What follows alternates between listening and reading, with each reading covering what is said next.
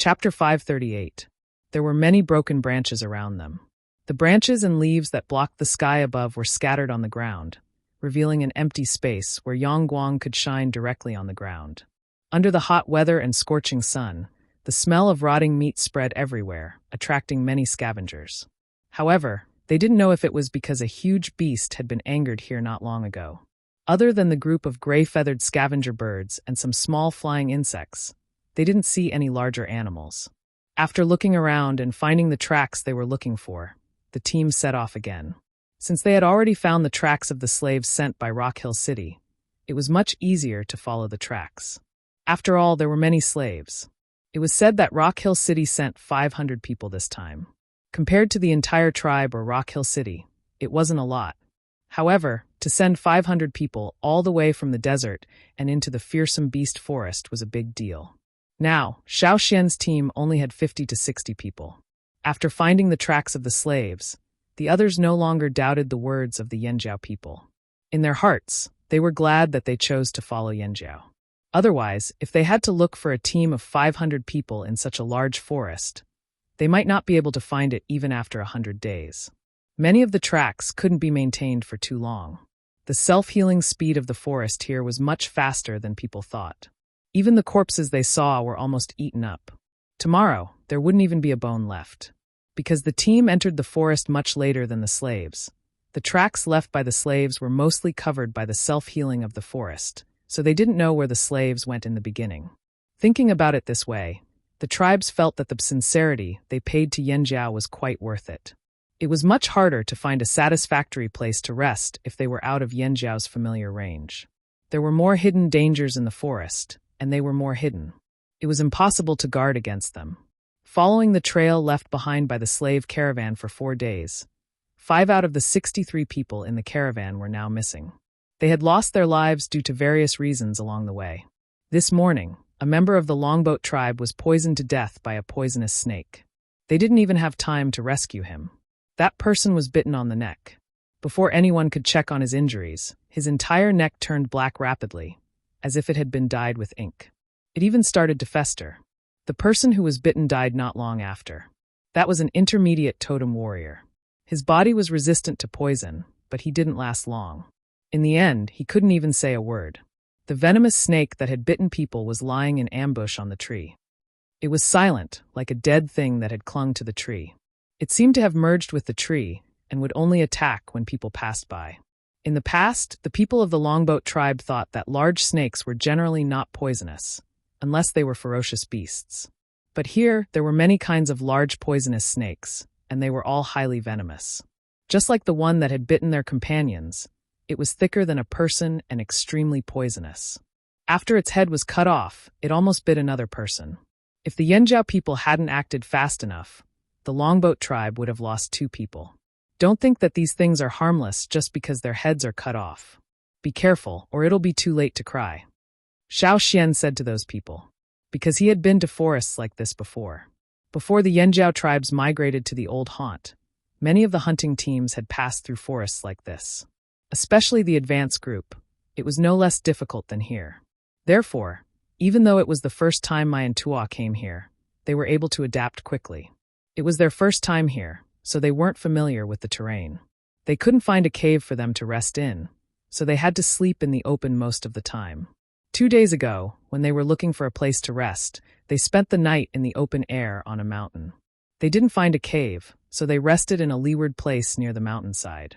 The slave teams that had passed by here before should have also rested here, leaving behind traces of activity. There were some carvings on the mountain wall. With Xiao Xian's understanding of stone, many of the carvings on the mountain wall weren't made in a short period of time.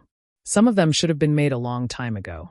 This also proved that there were slave teams that had been sent here before. Finding traces of slave activity also confirmed Xiao Xian's guess. The people from Rock Hill City had definitely caught the green-faced fanged beast. Along the way, they saw some slave corpses from time to time. Some were already gnawed beyond recognition, and some were mutilated. In a place like this, humans were the prey. At noon, 2 people from the 8 Limbs tribe went to the river to get water. However, they didn't go too close to the river. The day before yesterday, one of their people was dragged into the river because he was too close. He didn't even see what was dragging him. The weather was getting hotter, and it was very tiring for them to travel. They were sweating all over. Walking in the forest, although the branches and leaves above blocked most of the Yangguang, everyone could feel the higher the temperature and the stronger the need for water.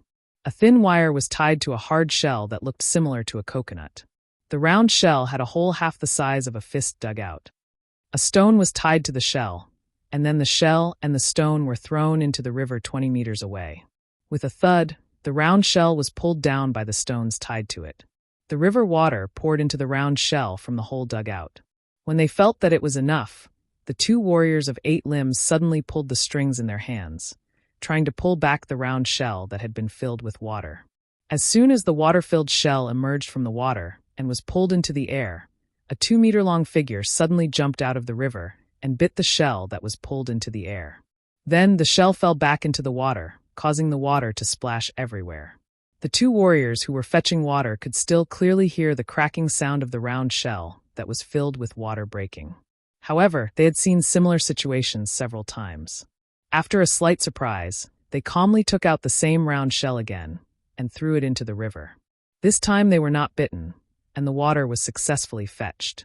Next time, we can change it to a more solid silk. We can still fish. Xiao Xian looked at the still turbulent river and said, "The figure that jumped up just now looked like a lizard without legs. It should be a kind of fish in the river." The warrior from the 8 limbs tribe thought for a while and agreed. If it was a solid wire, if it was bitten while fetching water, it could drag out the things in the water. Maybe it could solve the problem of food at night. He couldn't drag it out by himself, so he asked the Yanjiao people for help. The Yanjiao people were strong. The 8 limbs tribe was rich in spider silk. Different species of spiders produced different kinds of spider silk. After processing, some silk was soft enough to weave clothes, and some was stronger, but harder, suitable for weaving nets, setting traps, and catching prey. For the young people in the team, this was a rare experience, far better than the one in the desert. They not only had to follow the traces of the slaves, but also had to solve the problems of food and water. Sometimes they even had to fight with the bear for a cave. In the ferocious beast mountain forest at night, the cave was much safer. When they were looking for a place to rest for the night, they encountered a situation of fighting for a cave, but they didn't win that time. The giant bear was too smart, and it didn't come out at all. No matter how they provoked it, it just stayed in the cave and guarded that place. If the giant bear was lured out of the cave, they could cooperate to deal with it, or even turn it into their dinner. But if the bear didn't come out, it was difficult. The people outside couldn't rush in, and the bear in the cave made full use of the terrain to defend. The people in the team took turns to attack it, but they still couldn't lure it out. Chu Su and the others were roared at by the giant bear. The giant bear must have eaten fish, because its saliva still had a strong fishy smell. Now Chu Su was walking with the fishy smell all over his body. However, they didn't know if it was the effect of the giant bear's saliva, but there were several times when the people in the team were ambushed by beasts, but none of them attacked Chu Su. This was another kind of luck for him. Another half a day passed, and when the team went over a mountain, they stopped halfway up and planned to rest. "What's wrong?" Seeing Xiao Xian standing on a rock and looking into the distance, Duo Kong and the others came over and asked. Xiao Xian pointed to the front. "Did you notice anything different?" "Different?" Duo Kong and the others looked in that direction. "There are many mountains. Not only that, the leaves in that place are very different." Xiao Xian pointed out. "Now that you mention it, I think so too. The leaves there look soft and tender." Duo Kong touched his chin and reached out to pluck a leaf from a shrub next to him to take a look. Perhaps it was because the weather was too hot and there was no rain for a long time, but many of the plants here looked a little withered. The leaves on the branches a little further away from the trunk looked very listless. However, when he looked in that direction again, although he couldn't see what kind of plants were growing on the mountain due to the distance, the emerald greenery there was indeed very eye-catching. Even the slanted sunlight couldn't dim them, especially in such a hot climate. The greenery there was so tender and fresh that water could be squeezed out with a little pinch. It was very refreshing. "Hey, look, there's smoke over there," Mai said. Mai's voice also attracted the others in the team to gather and look in front. Among the towering mountains, in the lush green field of vision, some gray smoke was rising from the mountain forest over there. However, because of the wind, it was blown away as soon as it came out. It's that group of slaves. It must be them. We've finally caught up. The people in the team were excited. Xiao Xian looked at the mountain over there and said, maybe what they're looking for is in the mountain forest in front of us. The team was silent, and more than 50 pairs of eyes looked at Xiao Xian. Elder Xiao Xian means that it's here? Huang Yi asked. Along the way, they had seen a lot. Their attitude towards the Yanjiao people had also changed significantly, especially Xiao Xian, who played a role in decision-making. When Huang Yi and the others spoke, they would use the word elder, which was also a kind of recognition. However, Xiao Xian didn't care about this. He didn't care whether others recognized him or not. At this moment, Xiao Xian looked at the mountain forest in front of him, thinking about the information about the green-faced fanged beast. There were many mountains in front of him, so there should be more water. At first glance, it gave people a sense of tranquility. In the fearsome beast mountain forest, it could be considered a special area. The green-faced fanged beast could really be there. Chapter 539. In the middle of the mountains, the sound of people shouting could be heard from the wooden houses that were built. These wooden houses were built recently. The broken parts of the wood were relatively new. The wooden houses were arranged here, and it looked like a mountain village that lived in seclusion in this uninhabited place. Thick wooden pillars more than 10 meters tall had been erected around the perimeter, forming a wall that blocked some of the smaller wild beasts outside. On top of the tall tower, there were 3 slaves with tan skin. They were standing there and looking in 3 different directions. In the open space, huge beast bones were thrown there. The bones were so white that there was not a trace of flesh left. They had been disassembled to the point that their original appearance could not be seen. Only the eye holes and nostrils above let people know that this was the head of a giant beast. The bones, horns, and teeth that were suitable for polishing weapons had been dismantled. The sound of polishing bones and horns could be heard everywhere. Although most of the weapons they brought out were metal weapons, they had consumed a lot. The conditions here were limited. They could only repair some of the metal weapons that were not seriously damaged. Those beyond the repair range could only be put aside. Without weapons, they could not survive in this place full of fierce beasts and dangers. Compared to stone tools, bones, horns, teeth, and so on were more convenient. The slaves in charge of polishing were running back and forth with a variety of tools. They seemed very busy. Compared to other people's movements, there was a small open space in the middle of the wooden houses. No one dared to run around here, let alone shout loudly. There was a bonfire in the middle of the clearing. Pieces of beast bones with meat were being roasted there. Fat dripped into the bonfire, making sizzling sounds. A middle-aged man who was relatively fair sat beside the bonfire. The other slaves were either wearing tattered sackcloth or wrapped in blood-stained animal skins, but this middle-aged man was wearing very clean clothes. It was also linen, but the cloth on his body was woven more carefully. The texture was obviously different from the others. There were some scratches at the corners of his clothes, but there were no holes at all. At this time, the middle-aged man was frowning, looking at a drawn animal skin roll in his hand. There were some simple drawings on the animal skin scroll. The dark green triangular shapes were mountains, and the shapeless large green areas were forests in other places. Among these green areas, there was a sandy yellow line passing through them and finally ending at one place. It was a simple map. The line on the map was the route their team had taken. One end of the line was where they had entered the forest, and the other end was where they were now. After making sure that he had not gone the wrong way, the middle-aged man's brows furrowed even deeper. Several senior slaves standing next to him bowed their heads and only used their peripheral vision to carefully pay attention to the person sitting on the stone and looking at the map. They knew that the other party was in a bad mood, so they didn't dare to say anything, for fear that they would say something wrong and cause the anger of this person. "It's here. There's no mistake," the middle-aged man sitting on the rock murmured. Because of the fluctuation of his emotions, his feet stomped on the ground, creating a foot-sized hole in the weeds under his feet. The slave standing next to him lowered his head even more. The smell of meat permeated the mountain stronghold. The slaves who were guarding or busy in various places sniffed fiercely. The smell of meat made them obsessed and stimulated the secretion of saliva. However, even if they wanted to look over there, they still resisted the urge to turn their heads and stared at the work in progress in their hands. They didn't dare to look around. At this time, there was movement at the entrance of the mountain stronghold. A team of 20 people came back from the outside, either carrying or dragging small prey. The middle-aged man who was staring at the map suddenly looked up. The team who had just entered the temporary mountain stronghold saw the other party, and their eyes were averted.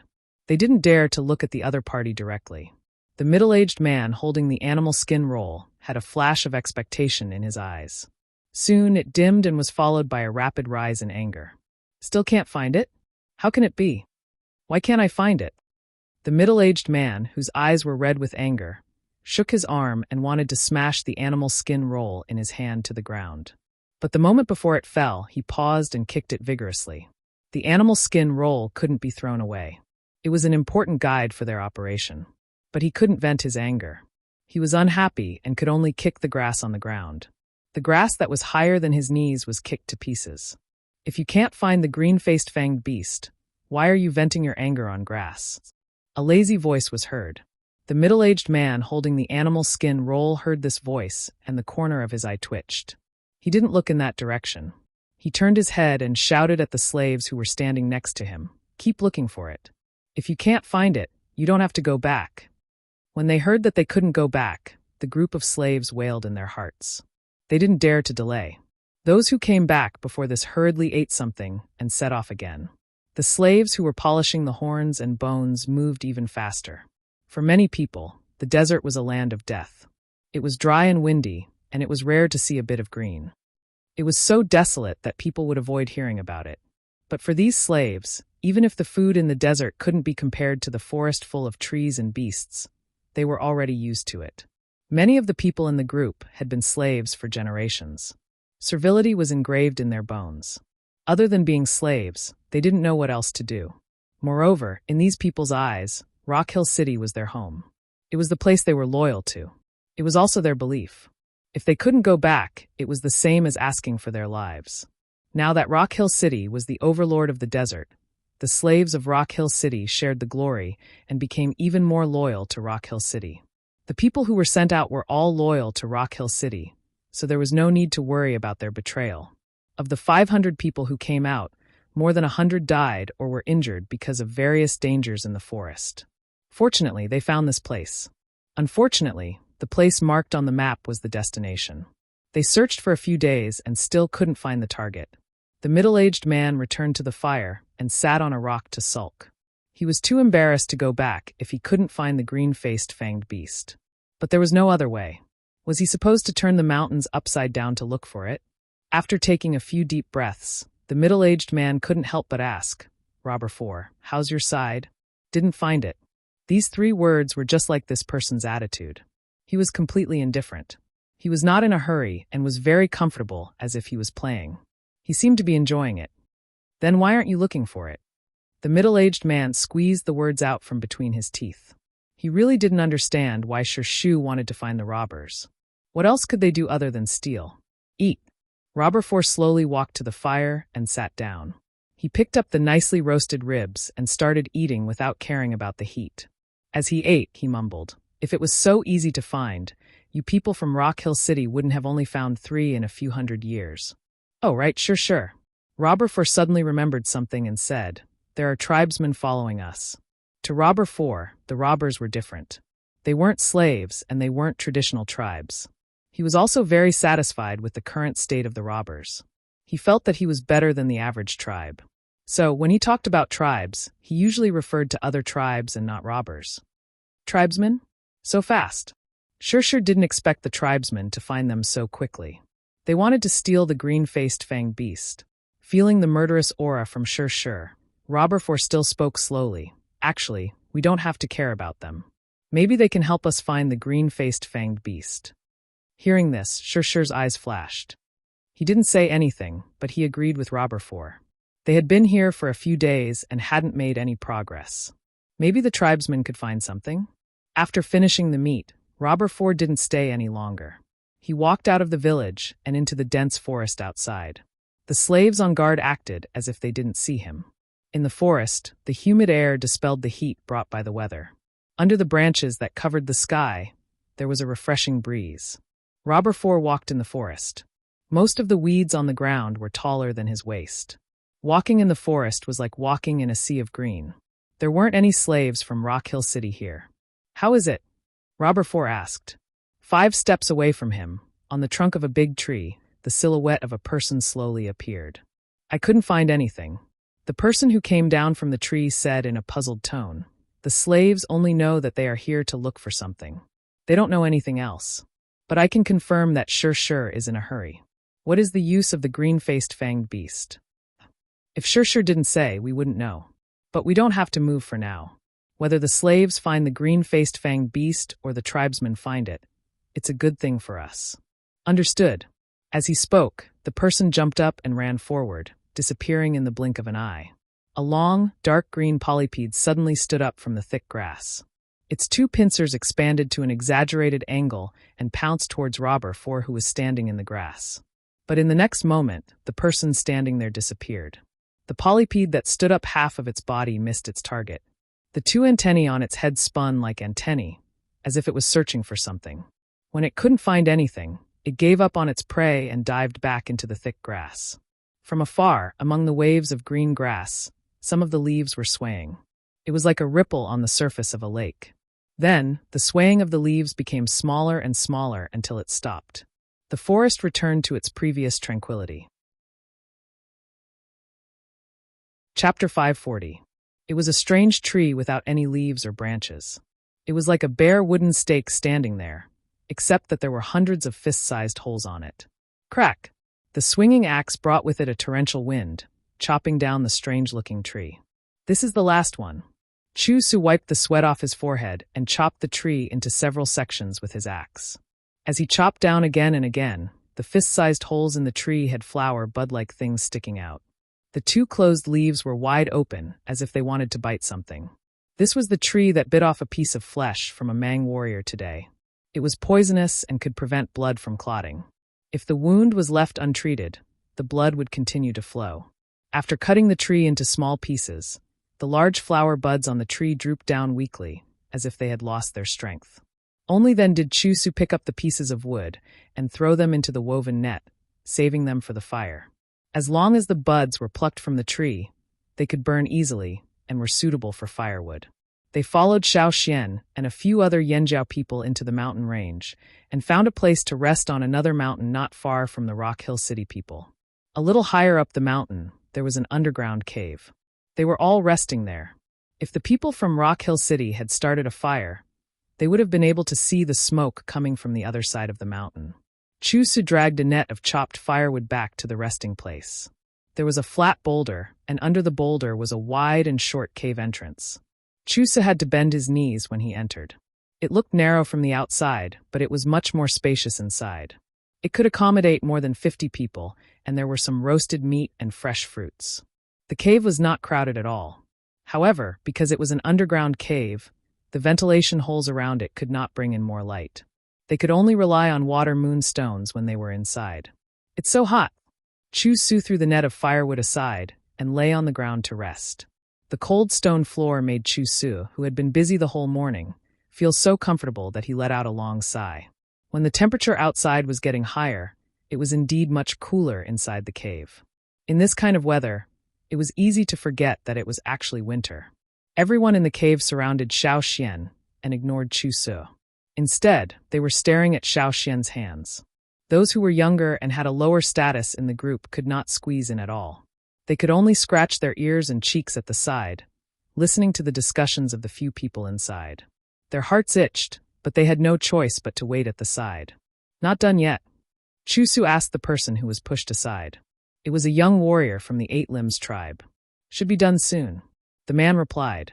When Chu-Su went out of the cave to chop firewood, someone brought back a trap that was dismantled from the traps set by the slaves of Rock Hill City. Although it was taken down, the trap was still mostly intact. It was just that there were some complicated knots and structures. Many people wanted to take it down and study it carefully, but they had no idea where to start. In the end, Xiao Xian stood up and took over the task. It was obvious that the trap was set up in a dense area. There was a bait and a lasso, as well as some metal parts. It looked like a trap specially made for something. What were the people from Rock Hill City looking for? Green-faced fanged beasts. Xiao Xian had already told everyone that the people from Rock Hill City were looking for the green-faced fanged beasts. However, there were many strange animals in the forest. After searching for a while, they did not find any that looked like the green-faced fanged beast. They had been here for 2 days, but they did not meet the slaves from Rock Hill City, nor did they see the so-called green-faced fanged beast. If they did not see the people from Rock Hill City stationed here for a long time, the people from other tribes would not believe Xiao Xian's words. Xiao Xian told them about the green-faced fanged beasts, but only revealed that they got the information from the robbers. Yanjiao did catch the robbers. The other tribes knew this, so they still believed part of Xiao Xian's words. However, Xiao Xian did not say why the people from Rock Hill City were looking for the green-faced fanged beasts. The other 4 people from Yanjiao also kept their mouths shut. No matter what the truth was, if they wanted to understand the purpose of the slave masters from Rock Hill City, they had to know what the green-faced fanged beast was. The other tribes saw the desert slave masters as their most threatening opponent. Every move from Rock Hill City affected their nerves. So now, when Xiao Xian was dismantling the trap, the people from other tribes gathered around. In terms of traps and catching fearsome beasts, the people from Yanjiao were better. They were willing to wait for Xiao Xian's explanation. Xiao Xian looked at the dismantled trap and let out a long sigh. It's done. How is it? The people who were waiting couldn't wait to ask. Xiao Xian picked up a small clump of green grass from the trap. This should be the green-faced fanged beast's favorite food. That's why the people from Rock Hill City used it as bait. Looking at the size of the trap, the green-faced fanged beast shouldn't be too big. Xiao Xian stood up and gestured. The size range should be from this tall to this tall. According to Xiao Xian's speculation, the green-faced fanged beasts shouldn't be taller than their chest. Of course, it could be taller, but that was the answer given by the trap. There should be horns around here. Xiao Xian picked up a burned branch and drew on the ground of the cave. The drawing that Robber 7 gave them was too abstract. Even though it was exactly the same as the original drawing, they couldn't see the specific appearance of the green-faced fanged beast. Xiao Xian only drew it based on the information he knew. The people around Xiao Xian stretched their necks and stared at the drawing on the ground with their eyes wide open. It was as if they wanted to imprint it in their minds. Can we make an accurate guess with just one trap? Why don't we dismantle another trap? Huang Yi suggested. Again, it's not impossible, but it's easy to be noticed by the people from Rock Hill City. Someone hesitated. Do you really think they don't know? Xiao Xian threw away the branch in his hand and looked at the dismantled trap. Maybe they left this trap on purpose. On purpose? Why? Could it be that they changed the trap to fool us? Huang Yi asked. Probably not. I think the people from Rock Hill City want us to find it more. Why do you say that? Because they can't find it. Xiao Xian deliberately emphasized the words can't find it. The green-faced fanged beast was indeed not easy to find. Otherwise, Yanjiao's hunting team wouldn't have been able to find it until now. The slaves in Rock Hill City should have been carefully selected, and there were bandits following them. Even if the slaves didn't notice, the bandits must have noticed the existence of this group of people. They noticed the group of people following them, but they still pretended not to see them. The two sides hadn't met yet, but instead, they left a trap to catch ferocious beasts. Xiao Xian wouldn't believe that they didn't have other intentions. So, the people from Rock Hill City didn't come over these 2 days because they knew we were here? Guji walked in circles and thought, this is also a good thing. Let's go find our own things.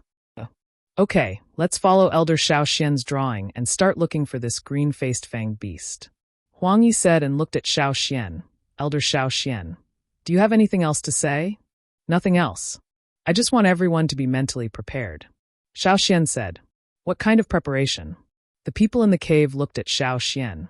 According to what Gula and the others saw in the sky, the people from Rock Hill City have already built houses and walls. It looks like they are prepared to stay here for a long time. Prepared to stay here for a long time? The cave was silent for a moment. Even the slaves in Rock Hill City could live in wooden houses. Were they really going to sleep in caves forever? Why don't we build houses? Huang Yi suggested. The people from the Feather Tribe had something to say at this time. It was a rare opportunity to show off. It's too eye-catching to build on the ground. Why don't we build houses in trees in the forest? It'll be harder to be discovered. Then you guys build houses. We'll go look around and see if we can find this kind of grass. Huang Yi distributed the grass that Xiao Xian handed over to everyone. Since they knew that green-faced fanged beasts liked to eat this kind of grass, They should go find a place with a lot of it. He didn't believe that they couldn't find one. They split up, and all the people in the cave went out at once, leaving only a few injured people behind. If they found anything unusual, they just had to blow the whistle. Xiao Xian's group of 5 moved together. Without the others, Duo Kong couldn't hold back his words. Xiao Xian, aren't you worried that those people will catch all the green-faced fanged beasts? Duo Kong didn't like to cooperate with those people. He didn't trust them. We'll see if we can find them.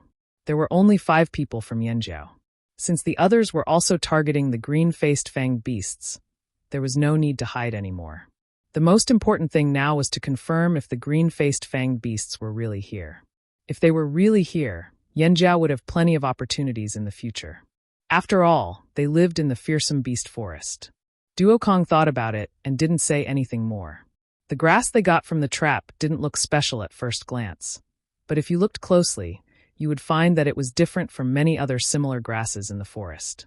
The biggest difference was that when you sniffed it up close, you could smell a faint fragrance. This fragrance separated it from other grasses. The problem was that there were so many similar grasses in the forest. You couldn't just go and sniff everyone you saw, right? What if you were poisoned? As people who often hunted in the forest, the 5 people from Yanjiao had good eyesight. They were better than the others. However, they only found 5 stalks in the cave at night. On the whole mountain, they only found 5 stalks. The growth rate was terrifyingly low. The possibility of green-faced fanged beasts appearing here was also much lower. Don't worry, we'll continue tomorrow, Xiao Xian comforted them. Outside, the feather tribesmen were very efficient. They had already built small houses on the trees. Each house was about 10 square meters. They were covered with vines and branches, so it wasn't easy to find them. However, compared to those, the 5 people from Yanjiao still preferred to stay in the cave. That night, half of them stayed in the cave while the other half stayed outside. Compared to other sleepless nights, Xiao Xian had a good night's sleep. He even had a dream. Chapter 541. Under normal circumstances, Xiao Xian rarely dreamed.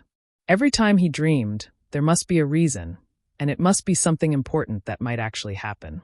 Counting all the dreams he had so far, which one of them didn't have a strong hint. Xiao Xian sometimes wanted to have that kind of dream a few more times. Unfortunately, it wasn't something he could control. It could only be encountered and not forced. But on this night, after Xiao Xian fell asleep, he entered a dream that he hadn't had in a long time. Xiao Xian felt like he was in the middle of a mountain forest.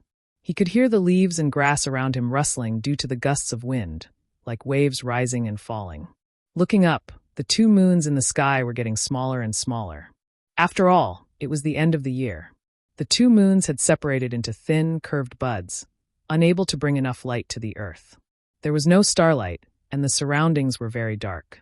Xiao Xian wanted to use his special vision to observe this place, but it was useless. After using it, it was as if he was shrouded in a thick layer of fog. It was worse than normal vision. Aside from the limitation of his vision, Xiao Xian felt that his mind was actually very clear. His senses were sharp, and he could clearly hear the subtle movements around him. This feeling was very strange. It was as if he knew that he was in a dream, but also had the sense of being in a real environment. Although the surroundings were very dark, Xiao Xian could still make out the rough outline of the surrounding trees and rocks. He just couldn't see them in detail. Rustle. Rustle. It seemed to be the sound of the wind blowing. Amidst the rustling of the grass and trees, there was another sound. It wasn't obvious and was difficult to distinguish among the various sounds. If one's hearing wasn't good enough, they might not be able to hear it. In the dense grass, something was moving quickly. It whizzed past Xiao Xian not far away. Xiao Xian only saw a blurry shadow running into the distance like the wind. He could even feel the waves of air as the shadow ran past. Without thinking too much, Xiao Xian hurriedly chased after the sound. Based on his intuition, he felt that it should be his target. That figure ran very fast. In the dense forest, it moved freely without any hindrance. Moreover, its movements were very quiet. They ran out of the dense grassy area, past a stone field, across a small stream, and into a forest. The shape of the trees there was strange. They were crooked, like weeping willows that had been shaken by a strong wind. They looked like they would fall with just a little more pressure. However, due to the dim surroundings, Xiao Xian couldn't see clearly. As Xiao Xian chased after the sound, He heard a crunching sound in front of him. It sounded like the sound of something being chewed quickly. Occasionally, there was the sound of grass being torn apart. Xiao Xian wanted to take a closer look, but the figure quickly left. It continued to move at the same speed as before, shuttling through the forest. It would occasionally stop to rest, and then there would be the sound of chewing again.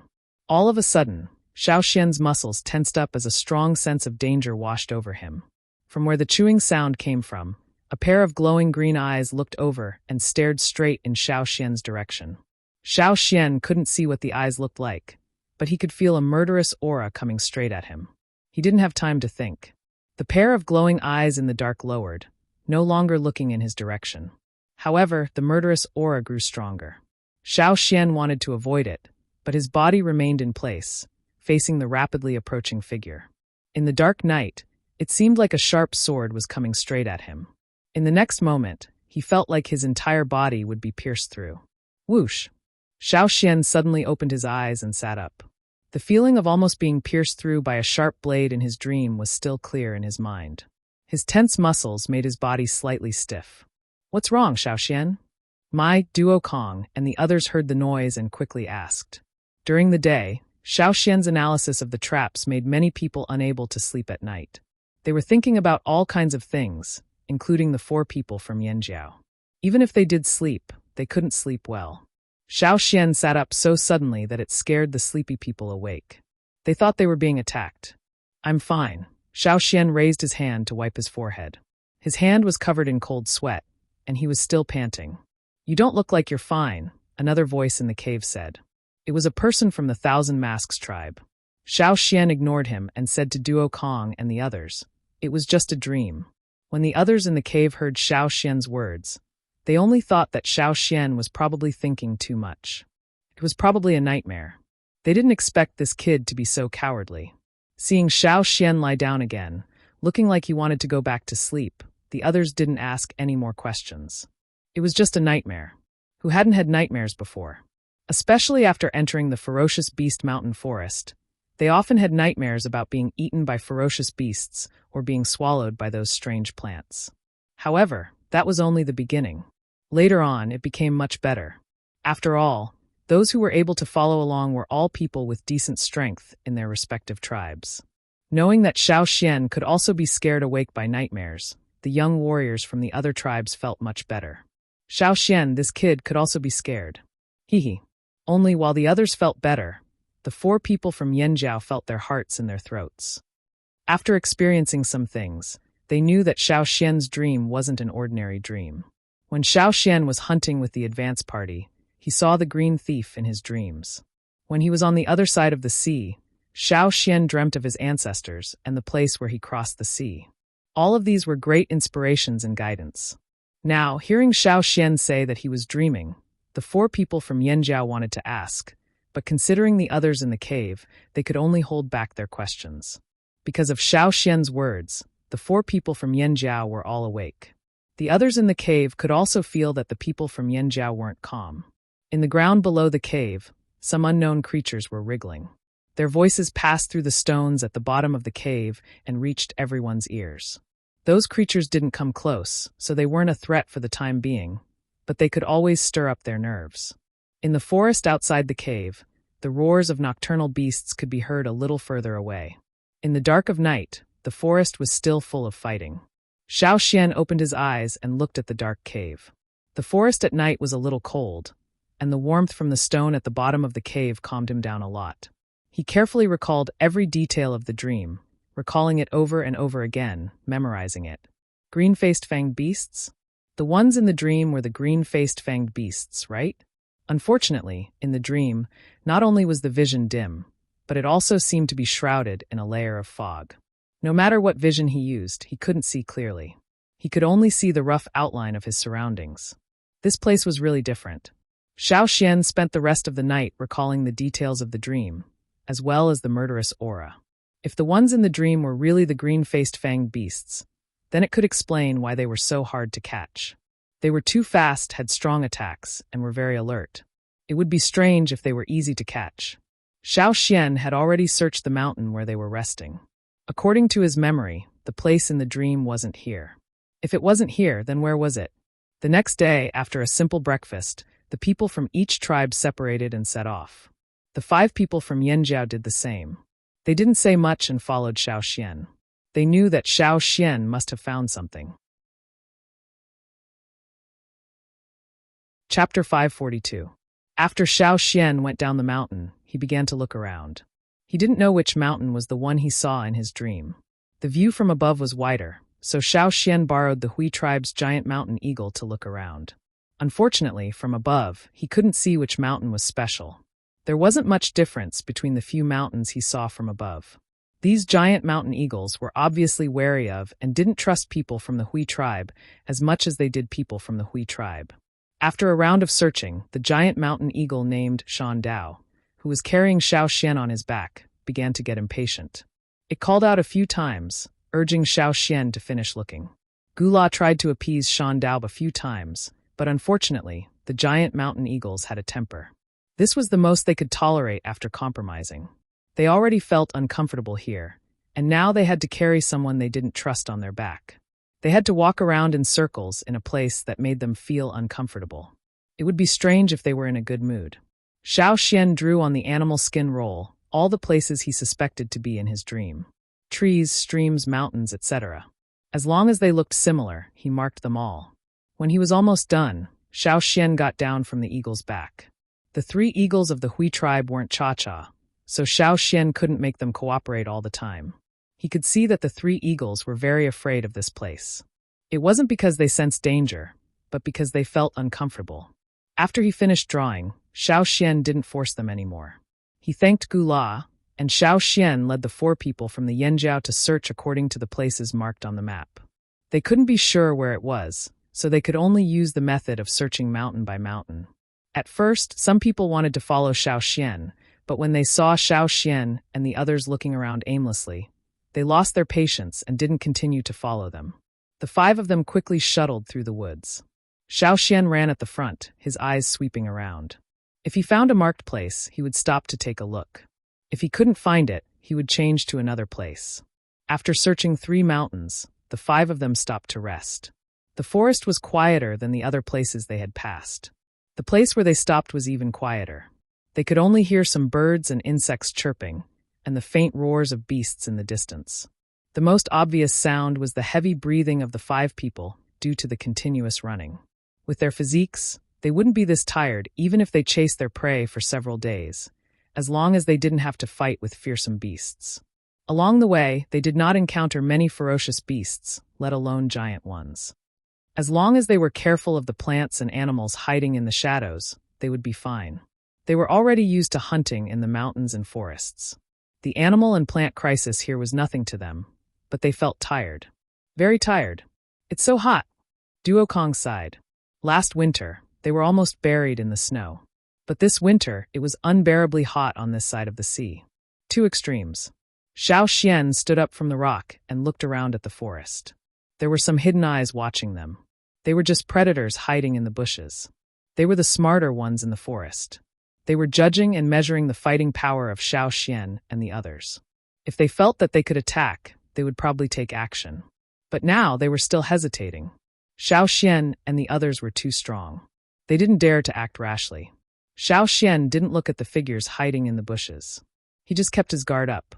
But most of his attention was on the surroundings. Is it really because of the weather that you feel tired? Xiao Xian asked. When they first saw this place, they noticed the difference. The plants here were fresher and fresher. The air seemed to be very fresh, and every breath made people feel refreshed. However, that was only the beginning. The more intense the exercise, the longer the duration, the more suffocating it felt. Even if they breathed hard, they would still feel tired easily. When Xiao Xian said that, the other 4 also felt that something was wrong. Now I believe that there is a green-faced fanged beast here, I smiled. To him, the more special the beast was, the more special the place it lived in. Let's go, let's keep looking. Duokong moved his sore muscles and became more excited. To him, finding the green-faced fanged beast was the most important thing. Compared to stone weapons, he preferred the clanging sound of metal weapons. However, after using Heng's metal weapons, he was not used to using lower-quality weapons. He would rather use weapons made from high-quality stone than low-quality metal weapons. It was not convenient for him. Soon, once he found the green-faced fanged beast, he would be able to make better metal weapons to make up for the difference in technology. Duo Kang's heart was burning. He didn't care about the fatigue. It wasn't just him, the others felt the same. So what if they knew something was wrong here? They had to keep looking. The 5 of them continued to search for the next location. When they reached the 8th mountain, Xiao Xian suddenly felt a sense of familiarity. It was his first time here, but why did it feel so familiar? There was only one reason. He had seen it in his dream. The scenery in his dream was very blurry. The forest here was not very different from the places they had searched before. The distribution of species, the density of the trees, the height of the grass, etc. But now, Xiao Xian stood in the middle of the forest, and the sense of familiarity grew stronger. It's here. Xiao Xian's words made the 4 of them excited. Following the familiar feeling, Xiao Xian slowly compared every place with the scenery in his dream. The originally dim background in his memory started to brighten up. The different shades of green perfectly matched the dim outline in his dream. Just then, he heard the sound of shuttling quickly. Moving forward, Xiao Xian stopped and looked around. Pushing aside the grass, he saw the lightly scented grass that he had taken when he dismantled the trap. It wasn't complete grass. If he hadn't deliberately searched here, Xiao Xian wouldn't have noticed it because it was only a little bit above the ground, as if it had been bitten off by something. This was bitten by the green-faced fanged beast?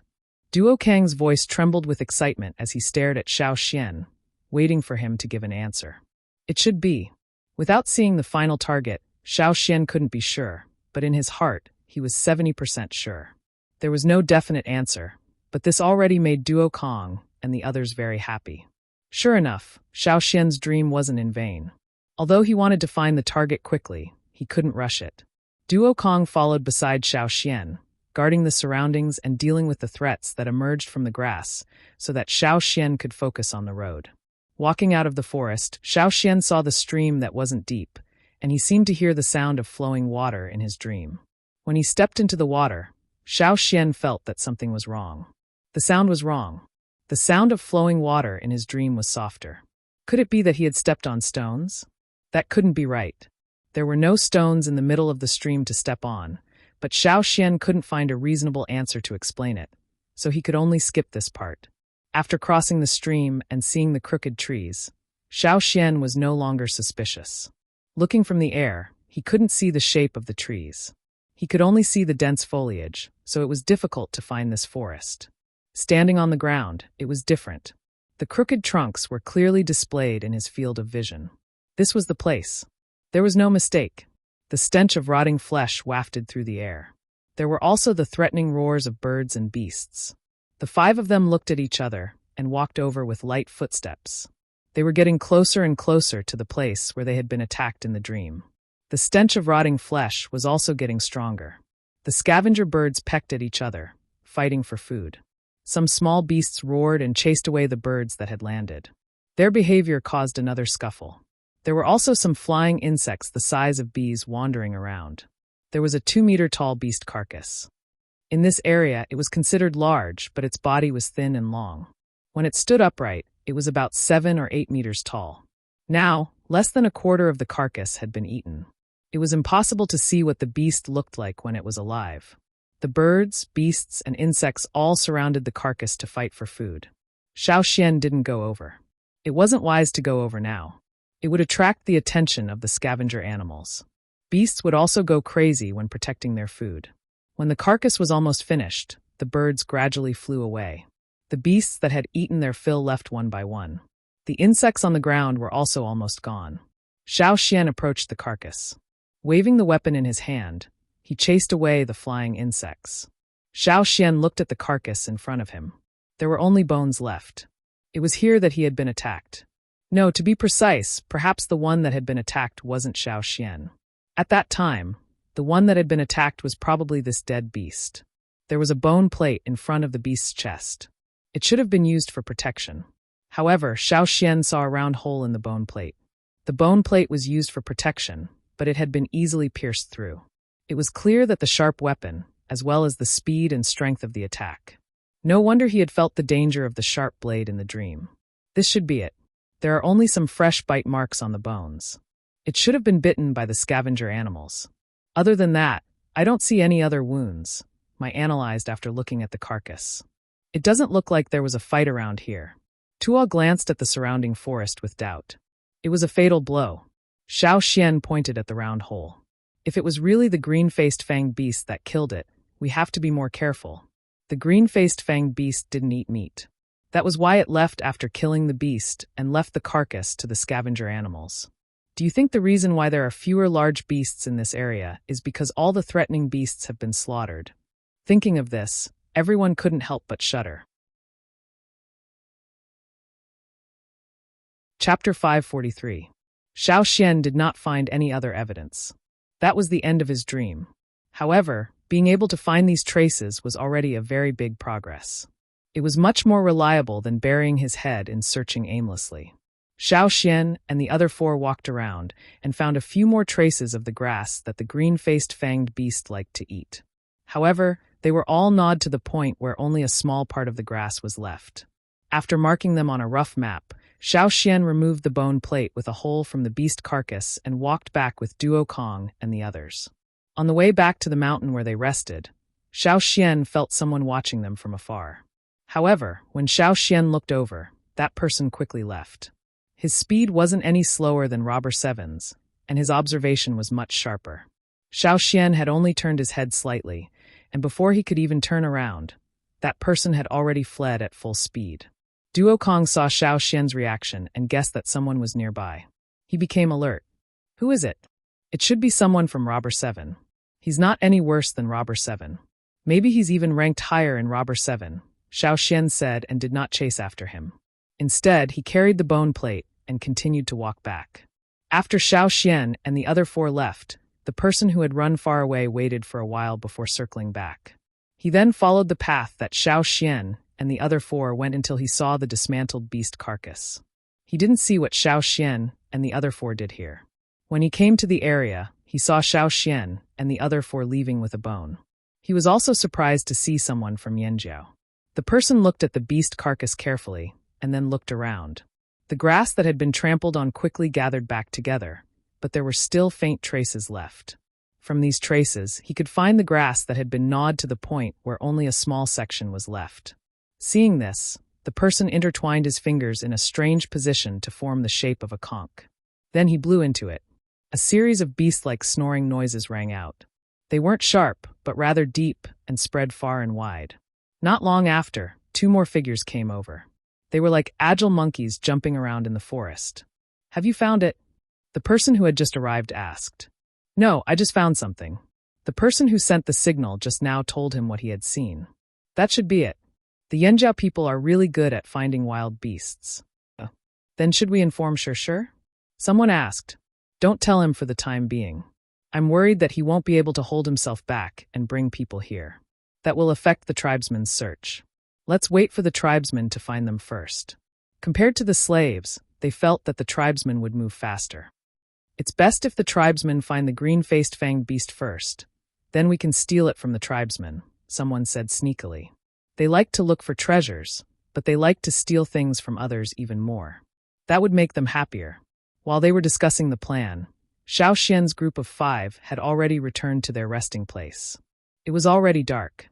The other people who went out to search had already returned, but they didn't see the 5 Yanjiao people. Gu La and the others were worried, so they rode an eagle out to search. When they saw Xiao Xian's group, they returned together. What's this? Gu La asked when he saw Xiao Xian holding a bone with a hole in it. I found this thing today. I suspect that the hole was made by the green-faced fanged beast. Xiao Xian didn't tell them about the dream. He only told them about the results of today's search. Even if they didn't live a hunting life before, the other tribesmen had a general understanding of the hardness of beast bones. Not to mention, after entering the fearsome beast forest and killing many fearsome beasts, they could give an accurate evaluation. Although this bone plate was considered hard, it was barely enough to be used as a shield. Even so, it wasn't easy to poke a hole in it. Not to mention, the hole in the bone plate didn't seem to have any signs of stopping. It was pierced with a whoosh, and there were no cracks or small gaps. Only one hole. It's definitely not the horn of the green-faced fanged beast. As I said before, the green-faced fanged beast has hooves but no horns. If the hole was really made by the green-faced fanged beast, then it should be its teeth, Huang Yi analyzed. But even if the green-faced fanged beast caused all this, there's only one hole. Didn't Xiao Xian also say that the green-faced fanged beast has two pointed teeth? Chu Su asked. Maybe it only has one tooth, Huang Yi guessed. For them, the purpose of this trip was to figure out what the slave owners wanted and what they wanted to do. Now, they were just waiting to catch a green-faced fanged beast and bring it back for research. No matter what the truth was, and whether the hole in the bone plate was made by the green-faced fanged beast, everyone had to be vigilant. If it could easily poke a hole in the bone plate, it would be even easier to poke a human. At night, some people still slept in the trees outside the cave, some slept in the cave, and the rest took turns to be on guard. As the night deepened, the surroundings began to quiet down. The insects seemed to have shut up, and it was particularly quiet. Rustle, rustle. It was like the sound of the wind blowing the waves of grass with a rhythmic rhythm. In such a dark night, there was a strange sense of calmness. This kind of night made people sleepy. Among the swaying grass and the sound of the branches colliding with each other, there was a sound that was not obvious. It was coming closer to the mountain. The warrior on guard looked in that direction but did not find anything. There was only the movement of the thick grass swaying with the wind. He stared for a few seconds before turning to leave. Just as he turned around, a pair of eyes with a dim light appeared from the grass. The warrior who had just taken 2 steps felt the hair on the back of his neck stand up. The feeling of being targeted by a prey was like being in an ice cellar. He quickly turned to look in that direction and threw a spear in his hand. The spear pierced into the grass, and the people on guard only saw a figure flash in the dark forest and disappear in the blink of an eye. What was that? One person asked. I don't know. Could it be the green-faced fanged beast? Another warrior asked. No way. The green-faced fanged beast came here by itself? I didn't see it clearly. Maybe it's just an ordinary beast in the forest. Let's build a fence tomorrow, someone suggested. I think we should build one too. The warriors on guard whispered to each other. After the figure left the mountain, it passed through the forest and came to another mountain. Finally, it stopped and raised its head slightly, as if it was sniffing something in the air. It smelled a fragrance that it liked. Then, like the wind, it passed through the forest until it came to the place where the fragrance came from. There was a trap there. It was similar to the one the tribesmen took back the other day, but the workmanship was better. In the trap, there was a small bunch of grass tied to it. It was the source of the fragrance. The figure stopped there for a moment, then slowly walked in that direction. The next day, the slaves from Rock Hill City routinely checked the traps and found that the grass tied to the trap was gone. The trap had been activated before, but it was broken again. The people from Rock Hill City reported this to Shir. Shir was very happy. Even if they didn't catch it, it was good as long as there was news. He immediately ordered people to increase the range and number of traps. He also checked the trap that failed to catch the green-faced fanged beast to see what the problem was. If it didn't work, he would change the material. Chapter 544. The movements of the slaves naturally couldn't be hidden from the people of this tribe. Both sides had a tacit understanding. They knew of each other's existence, but they didn't take the initiative to attack. They rarely stepped into each other's mountains, but if there was any movement, they would know. They were secretly watching each other. Did a green-faced fanged beast appear last night? I think so, but I don't know if they caught it yet.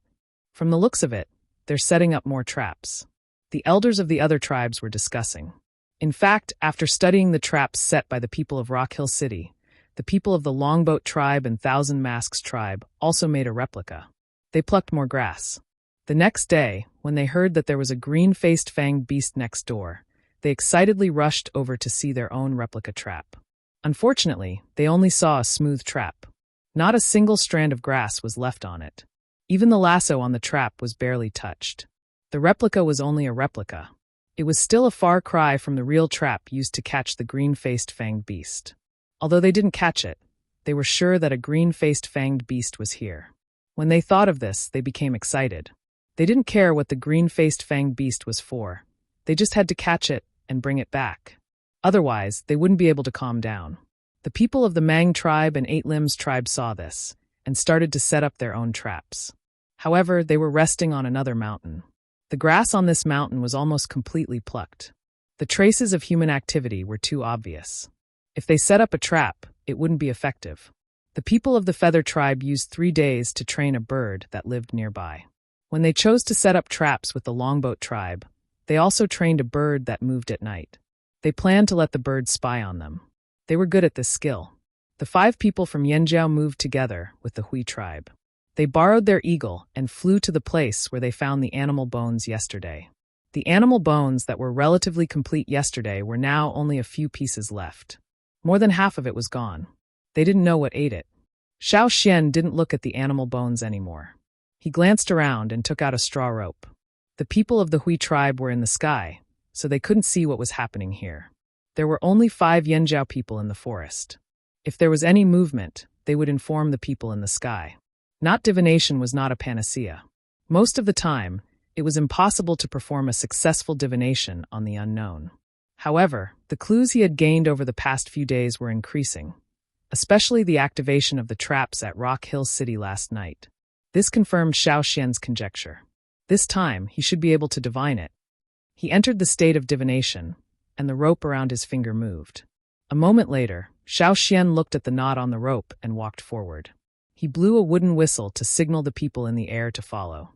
If a person were to step on the grass in such a place, they would more or less leave some traces, which could not be completely recovered in a short period of time, just like how the robbers could find their way by following the traces left behind. However, wherever the green-faced fanged beasts walked, there were no traces of them. Other than the grass that had been bitten off and trampled on, it was difficult to find any other signs of their activity. As Xiao Xian walked in the direction indicated by the divination, he thought about the reason behind it. Other than the ancestors of the slave masters in Rock Hill City, no one else here had seen the green-faced fanged beast. There was a limit to what they could deduce from the traps. Moreover, the traps set by the Rock Hill City people were not perfect. Otherwise, the green-faced fanged beasts wouldn't have escaped. Yes, before coming here, Xiao Xian lurked around the slaves who set up the traps and heard bits and pieces of what they were talking about. Although they didn't say it out loud, Xiao Xian could roughly guess what was going on. What was so special about the green-faced fanged beast that the Gongjia tribe would choose it for? Why couldn't the blood of other beasts be used, but their blood could? Thinking about it, they went down the mountain and went around a few mountains in the valley. Then they came to another mountain that didn't look special. The trees, flowers, birds, and insects here weren't much different from the other mountains. The only difference was probably in front of them. Not long after Xiao Xian went up the mountain, they saw a patch of dense grass that reached their shoulders. There were trees around, but there weren't many ancient trees. The thickest tree had a trunk as thick as 4 or 5 people. This was nothing compared to the fearsome beast forest. Although it wasn't thick or old enough, it was very tall. There were many branches on the tree, and the thin branches and dense leaves covered most of the sky above. The grass here was much taller and denser than other places. It seemed like the grass had an advantage over the trees. If Xiao Xian and the rest went into the grass under the shade of the trees, they would only be able to poke their heads out. There weren't any insects around. Other than the eagles of the Hui tribe, there were no other birds in the sky. It seemed like they were avoiding this place on purpose. Duo Kong was about to ask when Xiao Xian raised his hand to stop him. Listening carefully, the sound of grass waves blown by the mountain wind was rustling, and in the midst of the rustling of the dense grass leaves, there was a sound like boiling steam spurting out of a slit. The sound wasn't loud, so it wasn't obvious here. But if people with good hearing listened carefully, they would be able to tell. Xiao Xian pointed in a direction and gave the 4 of them a look. Needless to say, Duo Kong and the rest ran in 2 different directions. Xiao Xian went straight in one direction. They didn't go straight into the grass. There would be too much movement if they went in. Also, the grass was too thick and blocked their line of sight. There was no way to know what was hiding under the thick grass. Xiao Xian and the rest used the tree branches as support and approached from above. Xiao Xian and the rest planned to approach slowly and quietly. Then they would surround the person hiding in the grass and catch him. However, as soon as they moved, a figure jumped out of the grass and ran away with its back facing Xiao Xian and the rest. Xiao Xian had calculated the approximate size and back height of the green-faced fanged beast based on the traps set by the people of Rock Hill City. If there was a green-faced fanged beast here, it should be completely buried in the grass. After all, According to Xiao Xian's calculation, the taller green-faced fanged beast should only reach their chest. However, Xiao Xian and the rest could barely stick their heads out of the grass, let alone a green-faced fanged beast that was shorter than them. However, the figure that suddenly jumped out of the grass was much taller than the grass. It wasn't a green-faced fanged beast? Did they guess wrong? The moment they saw the figure jump out, Duo Kong and the rest hesitated for a moment. Only Xiao Xian didn't stop. "That's it! Chase!" Xiao Xian shouted. "That's it! The one that was so much taller than the grass?" "No, that's not right. It wasn't taller than the grass because of its size, but because it was directly on top of the grass. It was really running." Yang Guang was projected from the gaps between the branches, forming beams of light that crisscrossed under the forest. A figure with green stripes on his body was running like the wind, stepping on the waves of grass. Chapter 545. Xiao Xian and the other four followed closely behind. When Duo Kong and the other three saw the green-faced fanged beast, they hesitated for a moment, but in that moment, they were already far behind. The prey in front of them was getting faster and faster, ignoring the trees and bushes. Whether it was the thick bushes or the surrounding trees, it didn't affect its speed at all. On the one hand, it could walk on the grass. On the other hand, it seemed to be very familiar with this area. It knew how to run and where to run, like a fish swimming in water. Behind it, Xiao Xian couldn't see its hooves clearly because it was moving too fast. He could only see the waves of grass under its hooves swaying as it ran. Every time it swayed, it was like a wave that pushed the beast to escape at a faster speed. In the sky, Gu La and the others from the Hui tribe heard Xiao Xian's shout and chased after the figure below. Although there were many branches in the forest, blocking most of the view from the sky, there were still many gaps for Gu La to see the figure running below. Even if Gu La and the others couldn't see clearly, with the giant mountain eagle's eyesight, they could still lock onto the fleeing figure. But the prey seemed to know that there was a predator in the sky, so it ran towards a denser forest instead of an open area. Xiao Xian and the other four couldn't stop it for the time being. The people in the sky could only keep up, but they couldn't catch it. They could only watch as it ran into the denser forest. Screech! The giant mountain eagle in the sky screeched unwillingly. After the prey ran into the denser forest, it couldn't chase anymore. Losing sight of the prey, the eagle circled in the sky, not knowing where to go.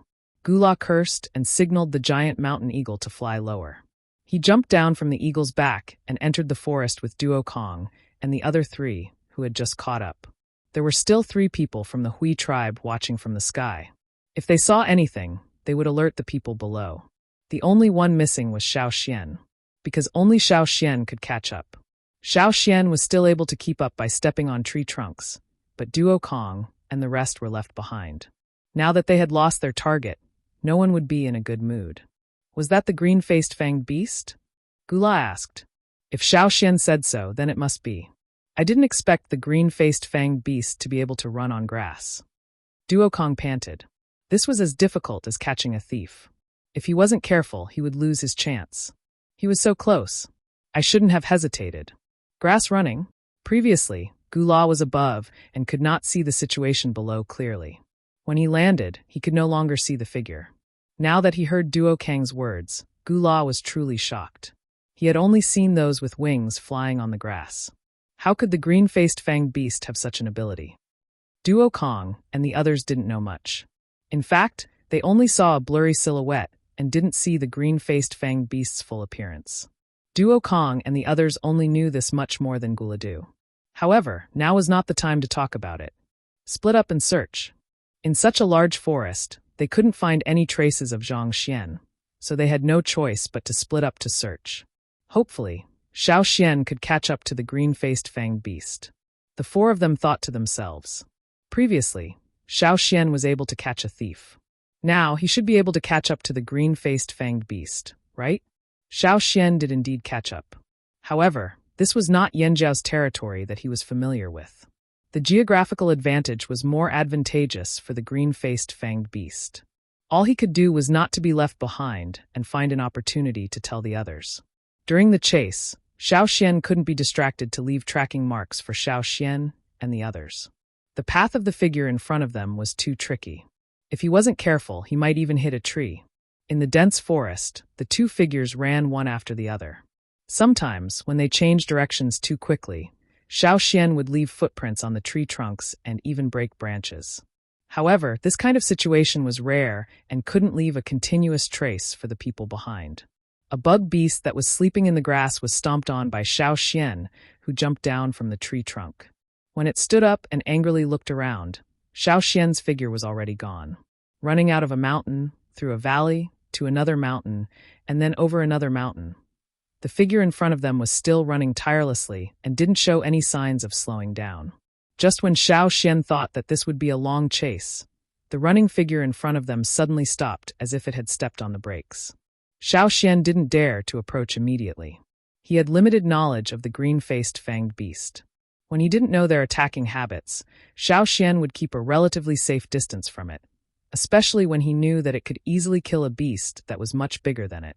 Previously, he was only focused on chasing and didn't care about anything else. Now that it had stopped, Xiao Xian realized that the one in front of him seemed to be a little fat. No, it wasn't fat. It was more like it had eaten too much. It had 4 short and wide hooves, a round belly, and green patterns on its body. The colors were of different shades, and there was no pattern to it. Its entire face was completely green. There were no other colors. It looked like an animal like a cow or a sheep, but there were obvious differences. On both sides of its wide jaw, there was a tusk that grew diagonally upwards. On the other side, there was only a small section. It must have been broken for some reason. There was only one tusk. The carcass that Xiao Xian found must have been killed by this beast. It looked at Xiao Xian fiercely without any fear. It didn't roar, only a very gloomy silence. Whoosh, there was the sound of blowing air. Hot air came out of the green-faced fanged beast's 2 large nostrils. In its slightly open mouth, there were no sharp teeth. Those weren't teeth for eating meat, they were for grinding grass. Xiao Xian recalled what Gongjia Heng had described to him. Its face is green, and it has very thick skin. It often moves in the mountains. It's fierce and likes to attack other beasts. It eats grass. Although he had hunted many animals in the forest in the past, and many of them looked very similar to this beast, Xiao Xian had denied it at first glance. However, when he saw this beast, Xiao Xian had a feeling that this was it. This green-faced fanged beast must have known that it had shaken off the others. There was no eagle in the sky, only Xiao Xian was there. It must have thought that the danger was over. Now it chose to face him head-on. Its eyes glinted fiercely. It lowered its head and pointed its tusk at Xiao Xian, signaling it to attack. It did not make any other unnecessary movements. Instead, it stomped on the ground with its 4 stubby hooves and leapt into the air, charging towards Xiao Xian. It was just like the attack Xiao Xian saw in his dream. Xiao Xian had to be careful when facing a beast that could easily break through the bones of the beasts in the forest. He had already blown the wooden whistle, and the sound of birds chirping could be heard. However, he didn't know when Duo Kong and the rest would arrive. Before that, he had to deal with it himself. Chapter 546. The green-faced fanged beast ran at high speed, creating a whistling sound as it ran. It turned into a green light and rushed straight towards Xiao Xian. Although its body looked round and heavy, it gave people the feeling that it could float. Xiao Xian did not retreat immediately. He pulled his abdomen back and twisted his upper body to the side with his knees to avoid the fierce attack. At the same time, he twisted his wrist holding the hilt of the sword. The sword drew a bright light and slashed towards the green-faced fanged beast. It looked like he was about to cut off the beast's head. Unexpectedly, this ferocious beast was not only fast, but also very agile. When Xiao Xian's sword was about to cut down, it jumped up and turned its body, twisting its head and using its tusks to block the blade. Clang! The beast's fangs collided with the blade directly, but it did not break. It only left a small dent. The green-faced fanged beast did not expect Xiao Xian's weapon to be such a threat to it. After being hit by the rebound force, it bounced up like a rubber ball. It quickly moved its hooves to increase the distance between them. It stopped 20 steps away from Xiao Xian and glared at Xiao Xian fiercely. Xiao Xian wasn't sure if it was his own illusion, but the green on the green-faced fanged beast's face seemed to have deepened. Coupled with the murderous look in its eyes and the strange wrinkles on its face, it looked even more ferocious and ferocious. In fact, Xiao Xian knew that if he wanted to get the blood of the green-faced fanged beast for casting, it would be best to capture it alive. The trap set by the people of Rock Hill City was to capture it alive, not to kill it. However, in this situation, he knew that this beast was very aggressive. When it attacked, it would kill. Xiao Xian was not sure if he could capture it alive easily. Chi! The green-faced fanged beast breathed out hot air from its two big nostrils again and stomped its hooves. Obviously, it had no intention of letting Xiao Xian go. Its sharp fangs appeared in front of Xiao Xian in the blink of an eye. Xiao Xian didn't dare to be careless. When he thought of the beast's corpse, he had a feeling that if he was pierced by the teeth, no matter if he was a human or a beast, no matter if he was a junior or senior totem warrior, or if he was pierced by the teeth, he would definitely die. There was no evidence, but his intuition told him otherwise. The rushing body brought with it a strong gust of wind. It was just a gust of wind, but Xiao Xian felt as if he had been smashed by a wooden plank. Still not retreating, Xiao Xian didn't even try to dodge this time. Instead, he used his sword to block this lightning-fast attack. The sharp, steel-like fangs pierced the sword, producing a sharp sound. The tip of the fangs slid across the sword, producing a brief zung sound. Xiao Xian gritted his teeth, the veins on his sword arm bulging. The beast's charging force was very strong. It wasn't that it was strong, it was just too fast. With its speed, every charge was like a cannonball. Even if it didn't have fangs, it wasn't something an ordinary person could withstand. Plus, it had a sharp, steel-like fangs. Heng's special sword could only leave a shallow mark on its fangs. Since the attack failed, the green-faced fanged beast decided to retreat again. It didn't want to continue fighting. Seeing this, Xiao Xian had an idea. However, it was just a guess, he couldn't be sure. Clang! Clang! The third attack, the fourth attack, the idea in Xiao Xian's mind grew stronger and stronger. After blocking these 4 attacks, Xiao Xian had a feeling that the green-faced fanged beast was very light. It wasn't as heavy as it looked. It probably wasn't good at close combat, preferring to attack from a distance. It relied on its speed and fangs to deliver a fatal blow to its prey. That was why it had chosen to temporarily retreat several times after failing to hit its target with a single strike. However, it was just a guess. To be sure, he had to prove it. The green-faced fanged beast's 4th attack did not hit its target, so it started to go berserk. Its nostrils, which were much bigger than Xiao Xian's fists, were spewing out hot air like boiling water. After that, it moved its hooves again for the 5th attack. With the experience from the previous 4 attacks, Xiao Xian calmly blocked the attack this time. He didn't want to give it a chance to run away. He exerted force on the soles of his feet and rushed in the direction where the green-faced fanged beast was retreating. The muscles on his arm that wasn't holding the sword jumped with the increase of totem power. He flipped his wrist and grabbed the long fangs of the green-faced fanged beast. He exerted force, trying to throw the beast to the ground. If he wanted to catch it alive, he had to make it unconscious first. Light. This was Xiao Xian's first thought. Slippery. This was Xiao Xian's second thought. The green-faced fanged beast wasn't as heavy as it looked.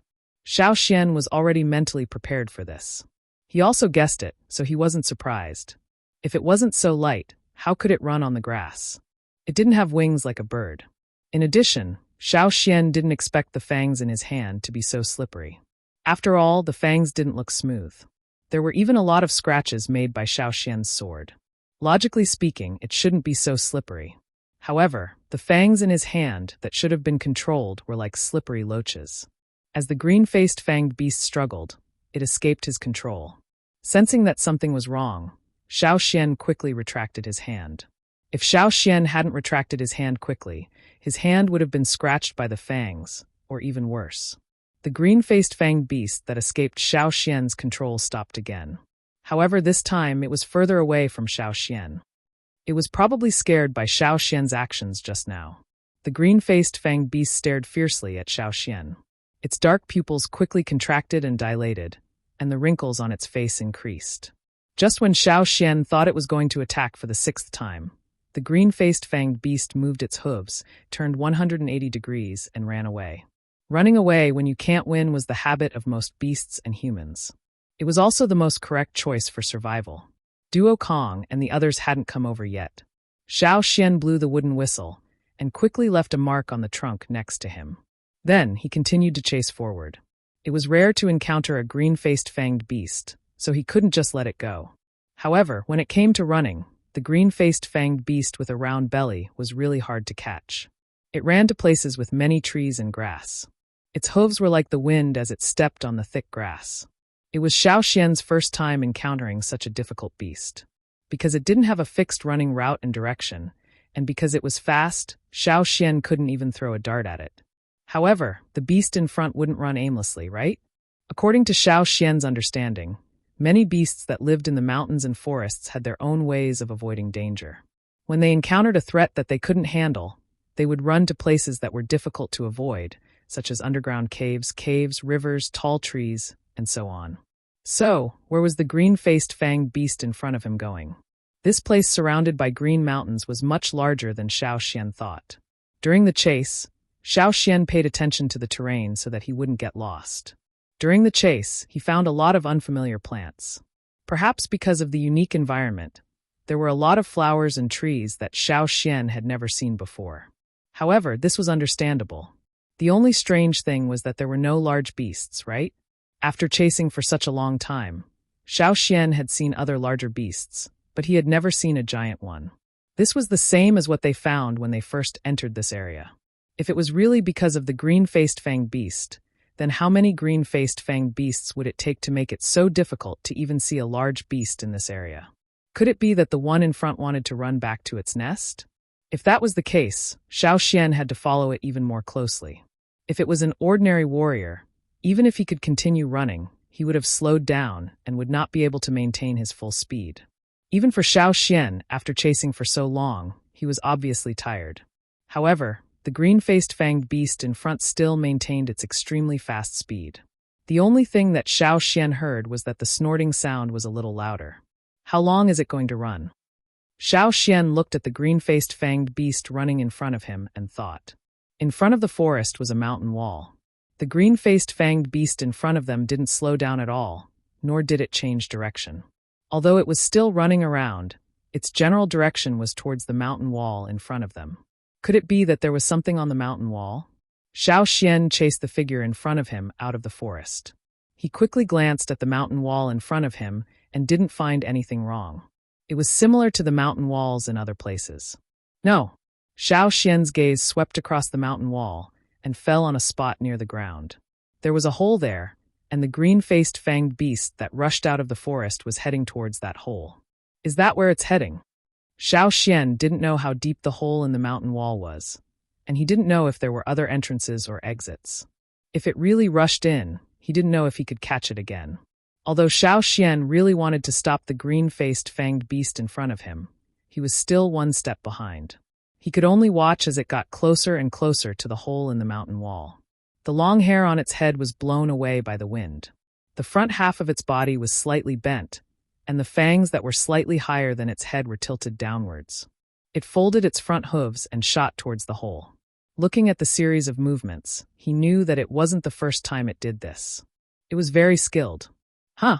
Xiao Xian slowed down his footsteps and stood there, watching the green-faced figure rush towards the hole in the mountain wall. Bang! There was a muffled sound like a hand hitting an empty bottle. Xiao Xian looked at the situation at the hole, and the muscles on his face twitched. He then lifted his feet and walked towards the hole. At the entrance of the cave on the mountain wall, the blue and white figure completely blocked the entrance. Half of it was still exposed outside.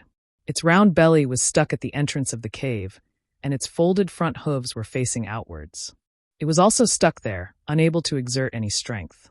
Its hind legs that were exposed outside kicked hard, but its hooves were short, and its round belly was stuck there. It couldn't bend its body, so when its two hind hooves kicked, it was just short of the mountain wall. It couldn't exert any strength, so it could only kick in the air. Its short tail was circling around vigorously, and it seemed to be in a hurry. Chapter 547. Walking to the entrance of the cave, Xiao Xian looked at the lump that was blocking the entrance. He felt that the cave was a little too small, and this one was so fat. It would be a little too small for it to squeeze in, unless its body was soft and flexible. Sure enough, it was blocked, right? It was rushing so fast just now, and was blocking the entrance even harder. If no one pulled it out, who knew how long it would be stuck there? Unless it was starving and skinny. It was said that the green-faced fanged beast's skin was very thick, but Xiao Xian saw that most of its fur was not long. The different shades of green intertwined and looked very messy. However, this color was indeed an excellent camouflage in the forest.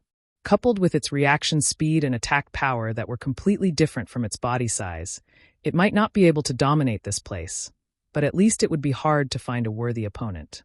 Xiao Xian didn't know if this green-faced fanged beast had fallen into the traps set by the tribesmen or Rock Hill City people. The only thing he could be sure of was that this was the one he saw in his dream. The green-faced fanged beast that was stuck there kicked its hooves and tried to move forward. Unfortunately, it was useless. It couldn't get out or squeeze in. Its tail was swinging faster and faster. It was probably really desperate. "If I knew this would happen, I wouldn't have put in so much effort," said Xiao Xian. He had been studying the traps set by the Rock Hill City people for the past few days. He wanted to use those traps to catch the beast, but he didn't expect to encounter such a situation. Looking around, Xiao Xian planned to find some vines to tie this beast up. It would be a pity if he didn't take advantage of such a good opportunity. After taking 2 steps, Xiao Xian stopped and turned back to the entrance of the cave. He took out the white worm silk from his animal skin bag. Originally, he wanted to use the silk to set up the trap, but now he changed his mind. Xiao Xian didn't know if ordinary vines could tie it up, so it was safer to use the silk. The front hooves were already stuck, so Xiao Xian could only tie up the back hooves to prevent it from escaping after he pulled it out. The green-faced fanged beast was too fast and hard to catch up with. The green-faced fanged beast couldn't run, and its strength was not as good as Xiao Xian's. No matter how hard the green-faced fanged beast tried, it couldn't move. Xiao Xian wrapped the white worm silk in his hand around the green-faced fanged beast's hind legs and tied it up. After tying it up, Xiao Xian reached out and poked the beast's hide. He could feel the thickness of its hide, but there was something strange about it. Other than the thickness of its hide, there was something wrong with it. When he tied it up, there was a strange feeling. He reached out and pressed down. Xiao Xian continued to exert force, and his fingers sank in. He had already used his special vision to examine the beast. There was nothing wrong with its bones, and it was not pregnant. It had been running all the way here, so it should be very familiar with this place. If it could not squeeze in before, it would not have run so fast and so accurately. It was definitely not fat. Thinking about it, the only possibility was that it had eaten too much. However, it was rare for a beast to swell like this after eating too much. Xiao Xian had not seen many beasts like this in his years of hunting. Moreover, other beasts, even if they could have such a big change after eating too much, were different from this beast. They would not be so soft. This green-faced fanged beast's stomach seemed to be filled with air. After being poked a few times, the green-faced fanged beast struggled even more. But now, no matter how hard it struggled, it could not get out of the hole. Xiao Xian could hear the sound coming from inside the hole. It should be the green-faced fanged beast roaring. It sounded like the wind was blowing hard. Without waiting any longer, Xiao Xian made sure that it was tied up and stretched out his arms. His arms were like a clamp, clamping the beast's exposed torso outside the hole. His feet stepped on the wall of the hole, and his arms pulled out forcefully. Pop! With a soft sound, the green-faced fanged beast that was stuck in the hole was finally pulled out. Its first reaction when it was free was to twist its neck and stab Xiao Xian with its fangs. Unfortunately, Xiao Xian held onto its torso tightly. Before it could stab with its fangs, Xiao Xian pressed it to the ground, face down. Xiao Xian moved one hand to the back of its neck and used the other hand to tie its front legs and mouth with the white worm silk. Its hind legs could not move, it could not run, and it could not exert any strength. Its whole body was pressed to the ground. In terms of strength, it was no match for Xiao Xian, so it could only let Xiao Xian tie it up. After its front and back legs were tied up, the green-faced fanged beast lost its ability to move. At most, it could only roll on the ground. It kept breathing out from its nostrils, and its entire beast face looked gloomy. Why aren't they here yet? Xiao Xian blew the wooden whistle, but he still did not hear any response from Duo Kong and the others. There was also no sign of the Hui tribesmen in the sky. Did they not catch up? Or was there something else that prevented him from doing so? Since Duo Kong and the others did not come, Xiao Xian could only bring this green-faced fanged beast back. Looking at the sky, Xiao Xian lifted the green-faced fanged beast with its head facing outwards, not giving it a chance to stab him with its fangs. Just as he was about to go back the way he came, before entering the forest, Xiao Xian suddenly stopped in his tracks. In the dark forest, the grass swayed with the wind and the leaves rustled. Other than that, there seemed to be no other movement. However, Xiao Xian did not step into the forest again. Instead, he quickly retreated. Just as Xiao Xian retreated, there were a few whooshing sounds in the forest. 3 bone spurs as thick as fingers suddenly shot out from a tree. One of them pierced the spot where Xiao Xian was standing, while the other 2 shot behind Xiao Xian. Finally, they hit the mountain wall and made 2 crisp sounds. 2 figures suddenly appeared from the trees. Another 2 spear-like bone darts flew towards Xiao Xian. When they threw the bone darts, they did not stop. Instead, they also closed in on Xiao Xian. Although these 2 people were not as fast as the green-faced fanged beast, their movements were still quite light. The sound of them jumping on the tree trunk was very soft. People with bad hearing might not be able to hear them. Xiao Xian dodged the 2 bone darts. The approaching figures quickly enlarged in his eyes. He threw the green-faced fanged beast he was carrying up into the air.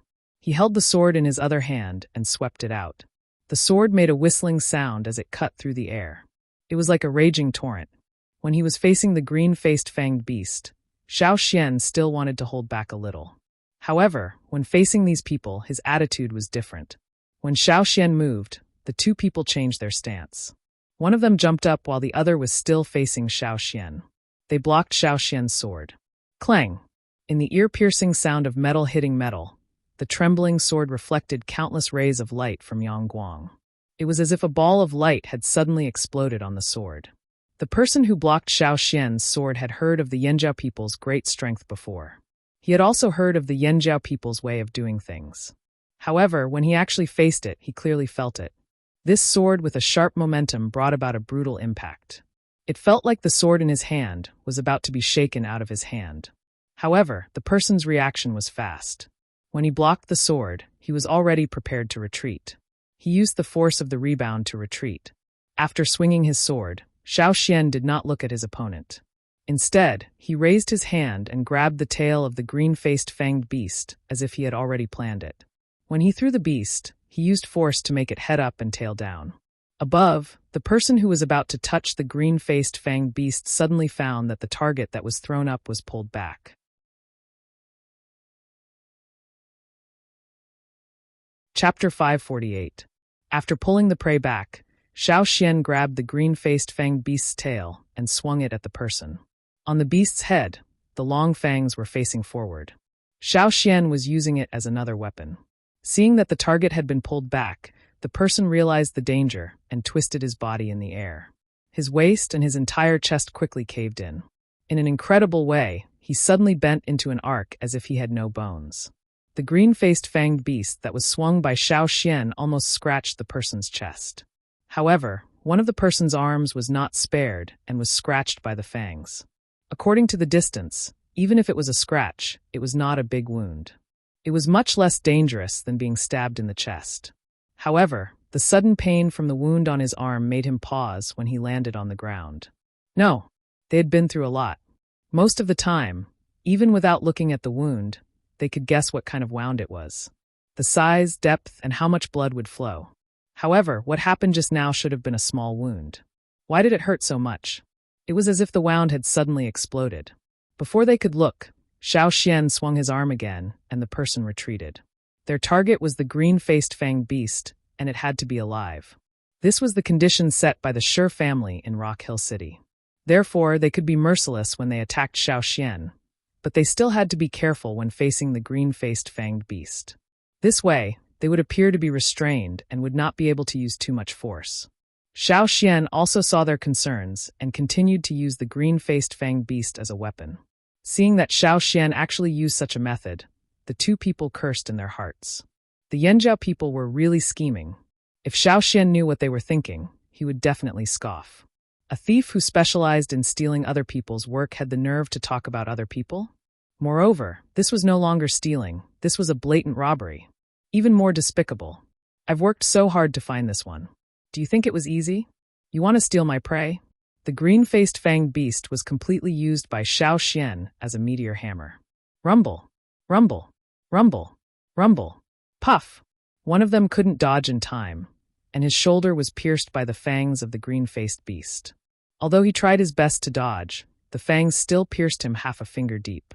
He had clearly avoided his vital parts, and it shouldn't have been a big wound. However, the moment he was stabbed, his shoulder seemed to have exploded from the inside. Amidst the green woods and grasses, glaring blood splattered onto the branches, grass, and leaves, adding to the beauty of life and death in this verdant land. How could this be? It shouldn't be like this. Even if I was pricked, I shouldn't feel this way. It shouldn't be this painful. At this moment, the two of them did not plan to attack anymore. Instead, they retreated far away. They wanted to figure out what was going on first. Otherwise, they would not be able to feel at ease. Stealing the target was important, but it was not as important as their own lives. They didn't want to die here because of this thing, not even leaving behind a complete bone. Seeing the two of them retreat, Xiao Xian didn't continue fighting. He couldn't directly kill the two of them now. Besides, he had the green-faced fanged beast with him. He didn't know how Duo Kong and the others were doing, so it was better to run first. Pulling back the green-faced fanged beast, Xiao Xian grabbed the worm's silk on its body and carried it away. After Xiao Xian left, the two people who had been vigilant looked at the wound on their body. The person who was scratched on the arm found that there was a 2-finger-wide wound on his arm. The wound was deeper than he thought. His bones weren't hurt, but this unexpected wound made him feel a sense of danger. The green-faced fanged beast's fangs were strange. If he didn't avoid it, his chest would have been pierced. He would have been lying on the ground. The other person stared blankly at his injured shoulder. He couldn't believe that it was just a simple stab. In the past, he had also been stabbed by people with knives or spears, but he had never encountered such a situation. There was a wound on his shoulder that was almost penetrated. Blood was constantly flowing out from the wound. His bones weren't damaged at all, and his shoulder blade was intact. However, this wound that almost penetrated his entire shoulder made his hair stand on end. An indescribable cold numbness spread from the wound to his entire arm. Even his uninjured bones were trembling. On the other side, Xiao Xian carried the green-faced fanged beast and found a place to rest. Since someone was chasing him, he couldn't go back the way he came. Fortunately, when he was chasing the green-faced fanged beast, he had already memorized the general route. Based on this, he could deduce the location of the cave. After resting for a while, Xiao Xian finally had time to check on the green-faced fanged beast. After being used like a meteor hammer by Xiao Xian for a while, the green-faced fanged beast's eyes still looked awake. However, the anger and murderous intent in its eyes were getting stronger. Its nostrils were constantly breathing out hot steam like steam from a boiling pot. The grass on the ground that was facing its nostrils quickly withered, and its color changed. It was as if it was put into a hot pot. When Xiao Xian carried it over, he found that its body temperature was high. However, seeing that it was still awake, Xiao Xian didn't understand. Could this be the special characteristic of the green-faced fanged beast? Looking carefully, Xiao Xian found that the green-faced fanged beast's round belly seemed to have shrunk a little. Xiao Xian stretched out his hand and pulled on the worm's silk. He was sure that the green-faced fanged beast had indeed lost weight. It had only been less than half an hour since it was blocked in the cave. In such a short time, it had changed so much. If it had rushed into the cave with its current appearance, it might not have been blocked in the cave. Probably because the green-faced fanged beast felt that the worm's silk was loosening, it struggled to break free. Xiao Xian quickly tightened the worm's silk again. In addition to these changes, Xiao Xian also found that there was a wound on its face. It was probably caused by the two robbers before. The wound wasn't big, it wasn't even as long as Xiao Xian's pinky finger, and it wasn't bleeding profusely. A drop of green blood flowed out from the wound and was thrown out by the struggling green-faced fanged beast. Xiao Xian saw the drop of blood that was thrown out was like a light feather that slowly fell to the ground. It wasn't something that a normal drop of water or blood could do. Xiao Xian walked over and looked at the drop of light green blood on the grass. Tiny bubbles began to appear on the edges of the blood droplet. Then, as if the blood droplet had been dropped into a hot and dry pot, it began to bubble even more violently. The bubbles also grew bigger. The blood droplet, however, seemed to evaporate. It quickly became smaller until there was no trace of it left. Xiao Xian stared blankly at the leaf. He turned it over and looked at it again. If he hadn't seen the drop of blood being thrown out and dripping here with his own eyes, Xiao Xian would have doubted what had happened here. He used to wonder why there were so many fearsome beasts in the world, but only a few types of beast blood could be used to make weapons. Why couldn't other beasts do the same? Xiao Xian used to be stupid enough to try using the prey that the hunting team brought back. Now, it seemed that the fearsome beasts that were chosen to be used to make weapons had their own unique characteristics. The green-faced fanged beast was very light. Xiao Xian was sure of that. But he didn't expect their blood to be so light. It was also very strange. In just a few breaths, it evaporated without leaving a trace. The green-faced fanged beast that was tied up again was breathing out air. In front of it, all the grass in the range of its breath withered. Moreover, its body was still shrinking. Now, it didn't look as round as it used to. The wound on its face had already scabbed and was recovering very quickly. Xiao Xian was guarding it. When he saw that it was almost done, he tightened the worm's silk again to prevent it from escaping. During the process, Xiao Xian also carefully avoided its fangs. When he saw the wounds on the two robbers, he knew that the fangs of the green-faced fanged beast were much more dangerous than he thought. When he thought about how he dared to grab it with his bare hands, he couldn't help but break out in a cold sweat. Fortunately, he wasn't scratched by the fangs. The most lethal part of the beast was the fangs. If his hand was scratched, he didn't know what would have happened to his hand. No wonder the carcass of the beast that he saw that day was killed by the green-faced fanged beast's fangs. The fangs were strangely slippery, and the fangs had explosive lethality. It was indeed the strongest weapon of such a creature. Not to mention, it had incredible speed and a light body that could almost fly. It was definitely true that the most dangerous beast in this forest was the green-faced fanged beast. Xiao Xian was really lucky to be able to catch one so easily. If it hadn't eaten too much and was stuck at the entrance of the cave, Xiao Xian wouldn't have been able to catch it without any injuries. When the green-faced fanged beast's torso had shrunk to half its original size, Xiao Xian tightened the worm's silk and carried it back. Taking a detour, Xiao Xian took a long detour and found traces of the Hui tribesmen. There was an eagle flying in the sky, as if it was looking for something. Xiao Xian blew the wooden whistle in his mouth to attract the attention of the eagle in the sky. Seeing Xiao Xian, the man seemed to be relieved. Mai and Tua also heard the whistle and ran over from the forest. They were stopped by the Rock Hill City people. Some of them were injured, and one of the eagles couldn't fly because it was hit by an arrow, so they had already returned. They continued to look for Xiao Xian. Xiang Chen was injured. Duokong sent him back to the cave. Mai briefly told Xiao Xian what they encountered. "Are you okay?" Xiao Xian asked. "He's fine. It's not serious. He'll be fine after 2 days of rest." This is... Mai looked at the green-faced fanged beast that Xiao Xian was carrying. His eyes were filled with anticipation, as if he had guessed something but wasn't sure. "Yes, that's it."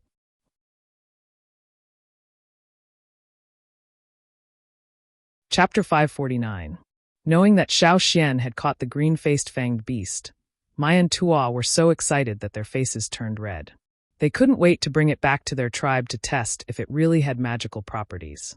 However, the other tribes wouldn't let the Yanjiao people go just like that. After all, they hadn't caught anything yet.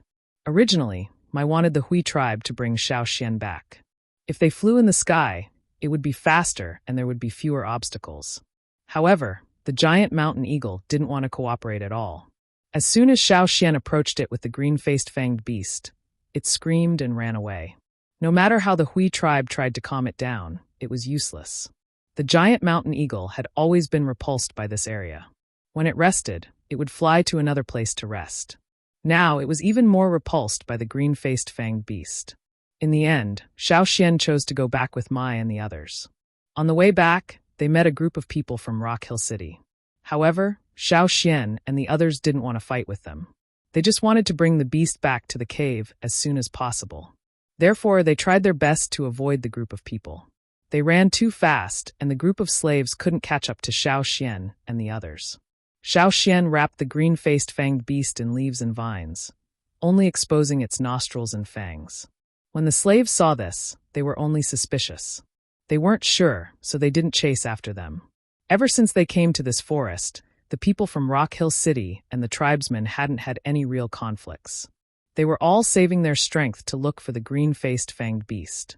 When Xiao Xian and the others went back to the cave, the slaves who went out to look for their target also went back. When the slaves returned to the village, they saw Shirshir sitting there with a gloomy face. His whole body was filled with an air of, "I'm not happy." None of the slaves dared to make a sound. They just stood there obediently with their heads down, waiting to be scolded. This was the norm for the past few days. What did you find? The veins on Shirshir's forehead bulged.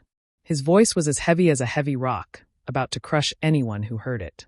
The slaves, who stood there with their heads down, shrunk their necks and lowered their heads even more. Shirshir's gaze was as sharp as a knife as he scanned the group of people one by one. It was unclear if he was picking the first person to attack. On such a hot day, the tanned faces of the slaves standing there were full of sweat. When they became nervous, the sweat flowed faster. "Master, we met people from the tribe on our way back." The leader of the slaves braced himself under Shirshir's gaze and said, "There are people from the Hui tribe. As for the others, based on their totemic patterns, they should be from Yanjiao." As soon as they heard the name Yanjiao, the two men beside Shirshir raised their eyebrows. One of them was Robber 4, whom Shirshir had met before, and the other was Robber 7, who had just arrived. Shirshir stared at the slave for 2 seconds before slowly saying, "Continue." Although Shirshir didn't show any intense emotions, those who knew him well knew that if they couldn't move him with what they said, they would be punished. The slave stuttered as he told the story, including his own guesses. He then quickly looked at Shirshir's face. Seeing Shirshir's bright eyes and relaxed expression, he knew he did the right thing this time. He might even be rewarded. He couldn't help but be secretly happy. Sure enough, after Shirshir heard the story, he also felt that the Yanjiao man was carrying the green-faced fanged beast. After he said reward, he called for his men to come over. He planned to let the slaves continue their search in the area where the Yanjiao people were active. "How is it? I was right? The ones who found the green-faced fanged beast first must be the Yanjiao people." Robber 7 jumped onto a wooden pile and sat down, crossing his legs. Robber 4 glanced at him. "You told them everything?" If I didn't tell them so much, they might not have found it. It's all thanks to me that they were able to get news so quickly." Robber 7 didn't think there was anything wrong with telling the Yanjiao people about the green-faced fanged beast. Instead, he thought he had done something good. If it was a difficult target, of course, it was better to let others do it for him. He was only responsible for stealing. Robber 4 was about to say something when he suddenly frowned. Even Robber 7, who was proud of himself, was stunned. The two of them quickly left Rock Hill City's stronghold. They heard the other robbers calling for them. It was the two robbers who wanted to steal Xiao Xian's prey. After they returned, they told the other robbers about what happened to prevent others from experiencing the same thing. Although they usually acted alone, it was impossible to get the green-faced fanged beast with just 1 or 2 of them. They could only work together. While the robbers and the people of Rock Hill City started to act, Xiao Xian's group of people were crowded in the cave. They looked at the green-faced fanged beast that Xiao Xian brought back with envy and confusion. Why did the people of Rock Hill City look for such a fearsome beast? Some people had the idea of stealing it, but when they thought about the fighting power of the Yanjiao people and the situation in the forest, they temporarily gave up on the idea. It was impossible for there to be only one green-faced fanged beast in such a large forest. After the others asked Xiao Xian, they decided to follow Xiao Xian's route and search for it. Of course, Xiao Xian had already reminded them of the things they needed to pay attention to when facing the green-faced fanged beast. Whether they listened or not was their own business. Xiao Xian couldn't do anything about it. Xiao Xian also knew that the people of Rock Hill City should have guessed what he brought back. When he hid the beast, he didn't really expect to fool them. He was just dealing with the situation at the time.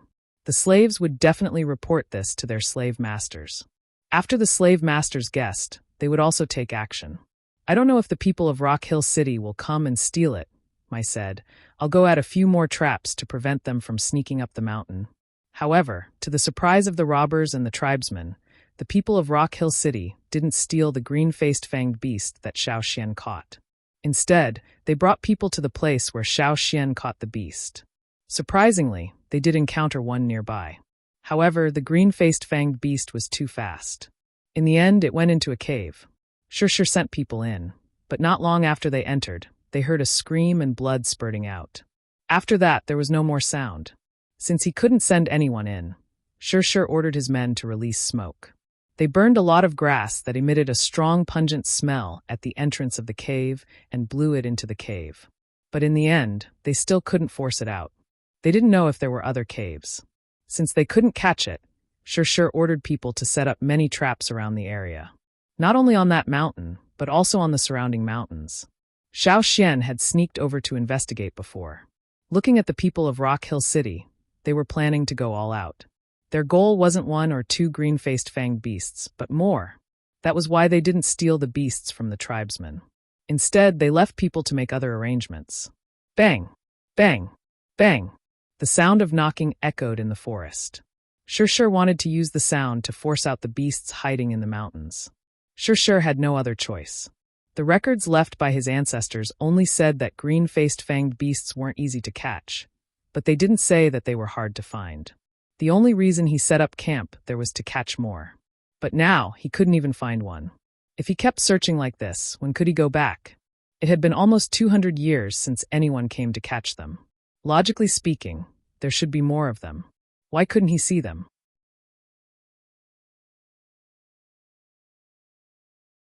Chapter 550.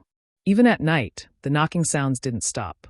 Xiao Xian and the others were resting on the mountain some distance away from where the people from Rock Hill City were knocking on the mountain. Even so, they could still hear the sounds coming from there. They don't even rest at night? What are they trying to do? A feather tribesman said. The feather tribesmen all lived in the trees outside the cave. Their hearing was good. Even the slightest sound at night could wake them up, not to mention the constant knocking sounds. Compared to the people outside the cave, the people sleeping inside the cave had it much better. They didn't know why, but tonight they felt that the cave was exceptionally quiet. Even the sounds of the insects moving below the cave were gone. The sounds from outside the cave were also reduced by a lot, so they couldn't hear as clearly as the people of the feather tribe. So when the feather tribesmen complained, there was a rare sound of snoring coming from the cave. The continuous large-scale search over the past few days had consumed a lot of their energy, but they didn't find anything. Everyone was exhausted. It was rare for them to have a quiet night, so they quickly fell asleep. The green-faced fanged beast caught by Xiao Xian also quieted down after it struggled to no avail. However, Xiao Xian could tell from its breathing that it wasn't asleep. It was just lying there quietly, thinking about something. Lying on the ground, Xiao Xian listened to the knocking sounds outside. He didn't feel sleepy at all. The noise outside couldn't disturb his sleep. He couldn't sleep because he was restless. While everyone else was enjoying the rare silence, Xiao Xian felt like something was going to happen. Unable to sleep, Xiao Xian got up and walked out of the cave. Outside the cave, gusts of wind blew. In the surrounding forest, the leaves and grass rustled incessantly. This was something that had been heard for the past few days. However, tonight's rustling carried an indescribable sense of eeriness. Even Xiao Xian felt goosebumps all over his body when the wind blew on him. Could it be that the temperature dropped these few days? No, it couldn't be. The temperature was a little higher than 3 days ago. If they left this green forest and entered other parts of the fearsome beast forest, the temperature might be even higher. Although the nights in the mountains were cooler, to the totemic warriors, it was like a summer night. They wouldn't get goosebumps from the wind. Another gust of wind blew. Rustle, rustle. The rustling of leaves and branches sounded again. Xiao Xian rubbed the goosebumps on his arms and stared at his surroundings. This feeling was too strange. What was it? They set up many traps at the foot of the mountain. If there were intruders or beasts attacking, they would have sounded the alarm. The 2,000 masked tribesmen who were responsible for the night watch looked at Xiao Xian in confusion. They didn't understand why this flaming horn tribesman didn't sleep at night. Nothing happened at the foot of the mountain?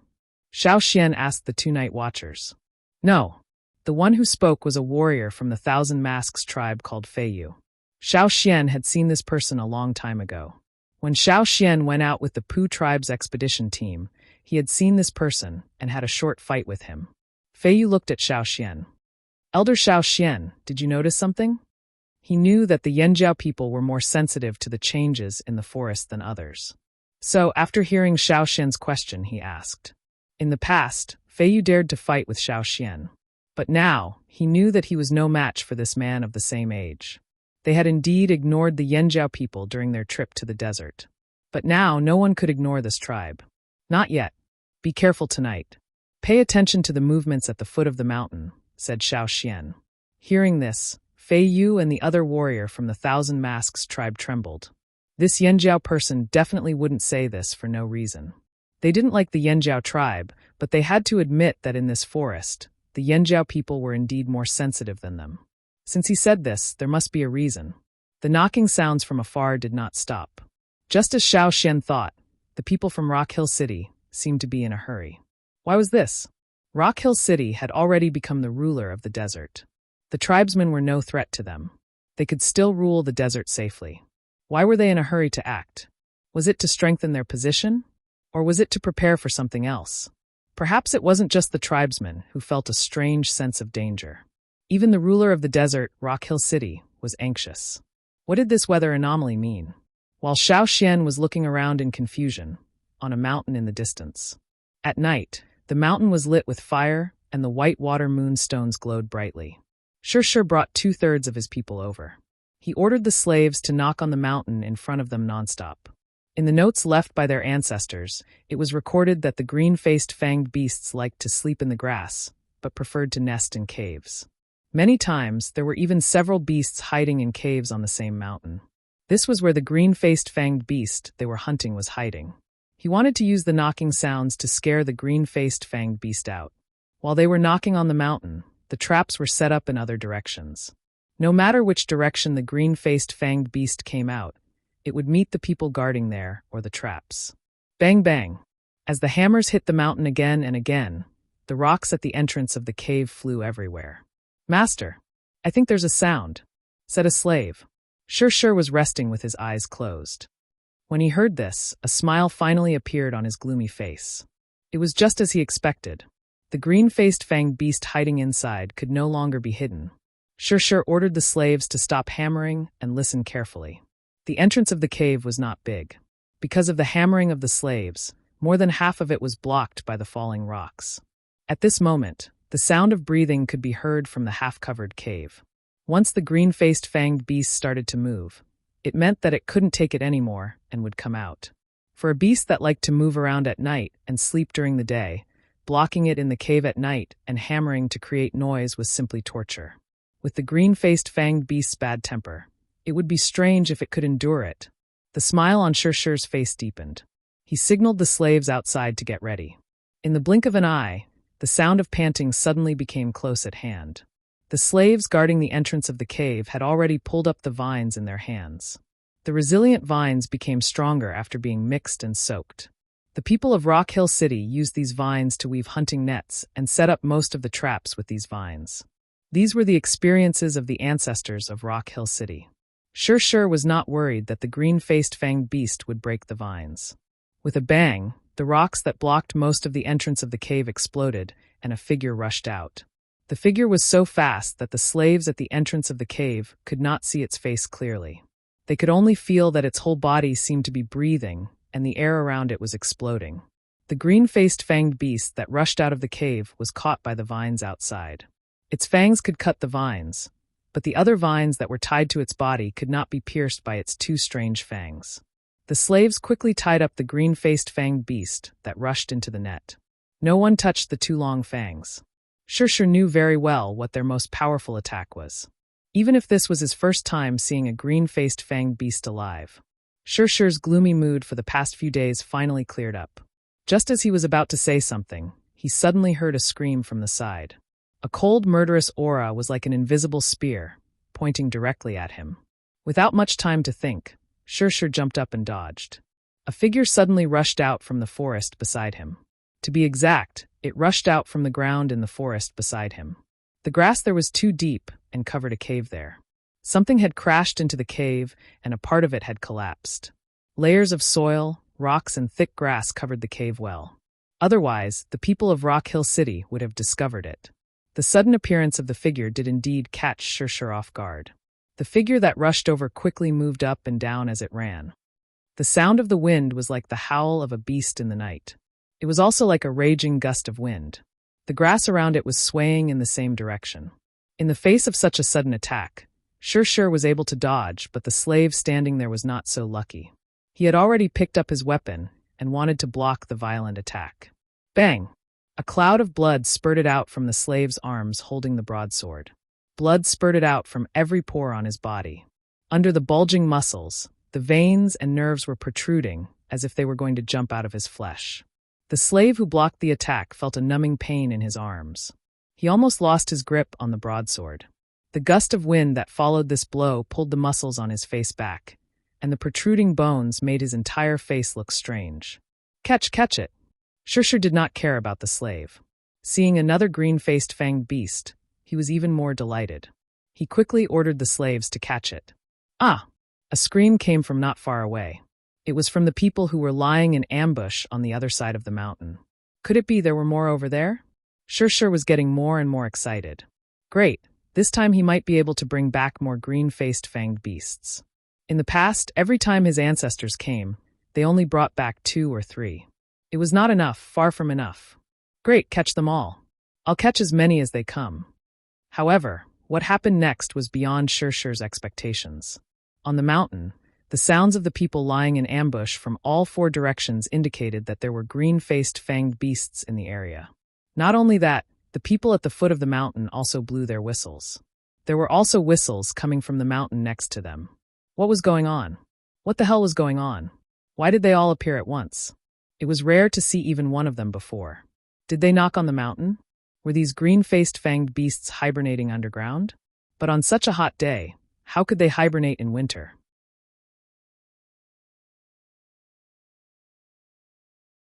Chapter 551. It had to be said that what Shirshir thought was the truth.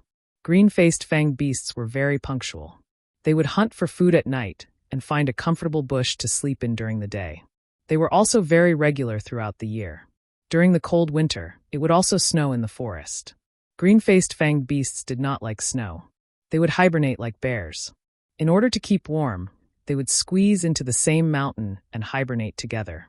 It was a rare time for them to gather together. They would only come out of their caves the following spring. In the past 2 years, even though the weather had changed strangely, there was no snow even though it was winter. Instead, it was extremely hot. Many animals in the forest had given up on the idea of hibernation. However, the green-faced fanged beasts did not. They still followed a fixed schedule. When the time came, no matter what the weather was like, they would squeeze into their caves and fall into a deep sleep. They would only come out to hunt when they were really hungry. This was why it was rare to see a green-faced fanged beast in the beginning. It was because they were hibernating. Only a few of them would come out of their caves and eat a few meals. When they felt that they had stocked up enough, they would return to their caves. The one Xiao Xian caught was the one that woke up hungry and came out to look for food. Because it wanted to store more energy to survive the rest of its hibernation, it ate a lot.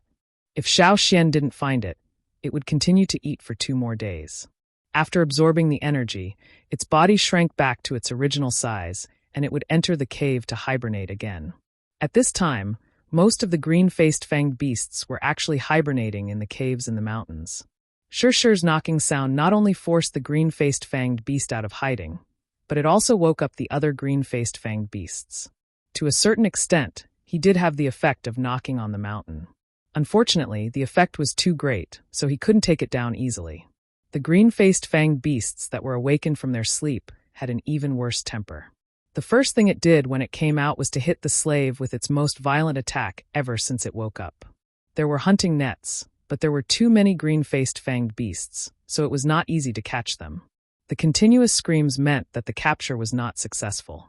It also meant that the number of green-faced fanged beasts that came out was far more than what Shirshir expected. Whoosh! A figure rushed straight over, and the slave who was pulling the hunting net had to pick up his weapon to deal with it. Crack! The sound of bones breaking was particularly harsh in the night. Although the slave had avoided the fangs, he was accidentally kicked by a hoof. His chest collapsed with the crisp sound of bones breaking, and thick blood spurted out from the slave's mouth. He didn't expect that after dodging the fangs, he still couldn't withstand the kick. For a time, the impact of tusks and metal objects, bone objects, as well as all kinds of bone-cracking sounds and screams, mixed together. Another green-faced, fanged beast rushed out of the cave. Its eyes glowed with a green light in the night. It stared at a person and rushed over.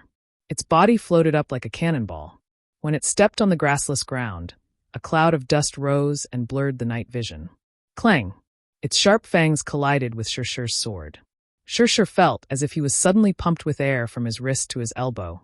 It was swollen and numb. On his bare arm, there were many pores that were faintly red.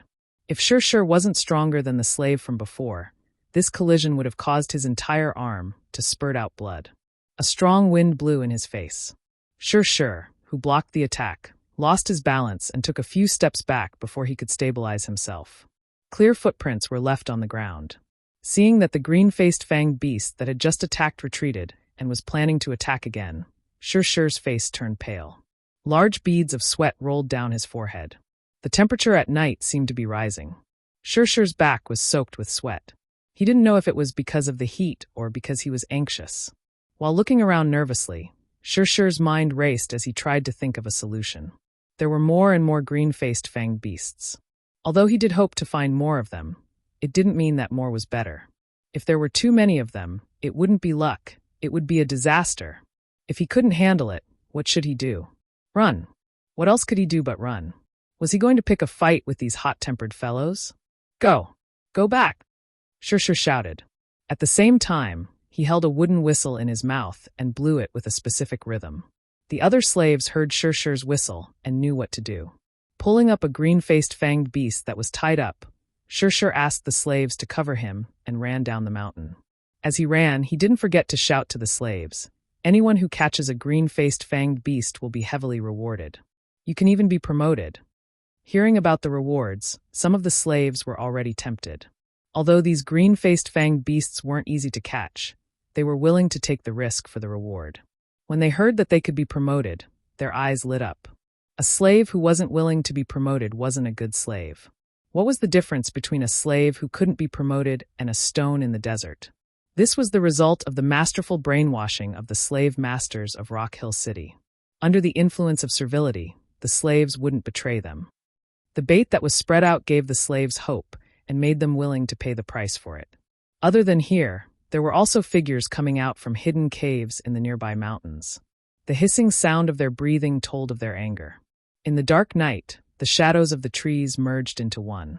In the forest, on the grass, the figures were like whirlwinds, carrying a scorching hot aura. They ran on the grass without any intention of hiding. The green-faced fanged beasts that hunted for food at night ran like the wind, barely making a sound. But now, these beasts that suddenly appeared were filled with rage, as if they wanted to cause a storm as they rushed down the mountain. The figures that rushed down from the mountains gathered in the valley and then rushed in the same direction. That was where Sure was running. The green-faced fanged beasts had their own roars. When they roared, it was more like the sound of the wind blowing. Perhaps others couldn't tell, but the green-faced fanged beasts sleeping on the other mountains could hear it. After waking up from their deep sleep, they were thinking of ways to vent their anger. They stabbed whoever they caught, even the beasts they met on the way to chase after Sure. You want to hide in the grass? Look at the teeth. Behind the trees? Look at the teeth. I'll stab you to death. There weren't any loud roars like the other beasts in the fearsome beast forest. When the roars of the green-faced fanged beasts gathered, it was like a gust of wind whistling through the forest. The leaves in the forest trembled with the sound, and the grass on the mountain was like a huge rock being thrown into a lake, creating countless waves, wave after wave, one after the other. At night, the forest seemed to have entered a deep and serene world. A violent wind disturbed the tranquility of the night. On the mountain where the tribesmen rested, Xiao Xian felt goosebumps all over his body again. "Do you guys hear something?" Xiao Xian asked the 2,000 masks on night watch. "I think so. Is it the Rock Hill City people shouting?" One of them asked. "No, not that. It's the sound of the wind. No, it's something that sounds like the wind." Wind. Xiao Xian's words made the 2,000 masks even more confused. Was there something wrong with the sound of the wind?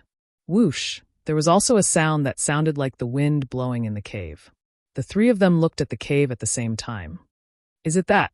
The 1,000 masks pointed at the cave and asked Xiao Xian. Xiao Xian looked at the cave. That sound, if he listened carefully, was different from the sound of the wind. He had heard it before. It was actually made by the green-faced fanged beasts, but it wasn't easy to tell from a distance. Looking at the mountains in the distance again, Xiao Xian listened carefully to the sound of the wind. Then he quickly took out a wooden whistle and blew it. The shrill whistle broke the silence of the night. Whether it was the people snoring in the cave or the people sleeping on the trees outside, they were all awakened by the whistle. "What's wrong? What happened? Who blew the whistle?" Shadows quickly gathered at the place where the whistle came from. Seeing the person standing there with the wooden whistle in his hand, Duo Kong asked, "Xiao Xian, what happened?" Yeah, what happened? Why is the whistle so urgent? A yawning eight-limbs tribesman asked. Xiao Xian looked at the forest in the distance and said, If I'm not wrong, your prey is here. Everyone was shocked and asked quickly. Prey is here? You mean the green-faced fanged beasts? That's a good thing. How many? Are there enough to share? If there weren't enough, they would have to fight for it. Xiao Xian took a deep breath. A lot.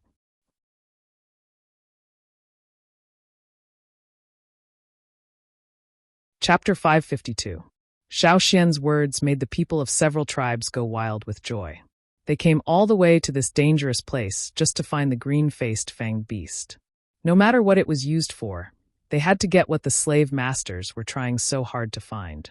When they saw the Yanjiao people catch one yesterday, many of them were jealous. Now their chance was finally here. Stretching their arms and legs, everyone listened carefully. They only heard the screams of people in the distance and the occasional roar of beasts. These were all beasts they had seen in this forest before. They weren't catching the target, and there were also the sounds of trees breaking. Other than that, there was nothing else. Listen to the sound of the wind. It sounds like a gust of wind. It's the roar of the green-faced fanged beast, Xiao Xian explained to everyone. No wonder. I was wondering why the wind was so loud, but it didn't blow. The Mang tribesmen smirked. After confirming that Xiao Xian wasn't lying, they all rubbed their palms and prepared for a big fight. Since there's so much prey, there's no need to focus on one place, Chiu Gu of the Eight Limbs tribe said. That's right. Let's rely on our own abilities, Mu Yu of the Longboat tribe agreed. If they all huddled together, there might be fights. Therefore, the best way was to act separately. Each tribe would hunt on their own. Whatever they caught would belong to them, so as to avoid more disputes. Plus, when they were alone, they didn't have to worry about anything.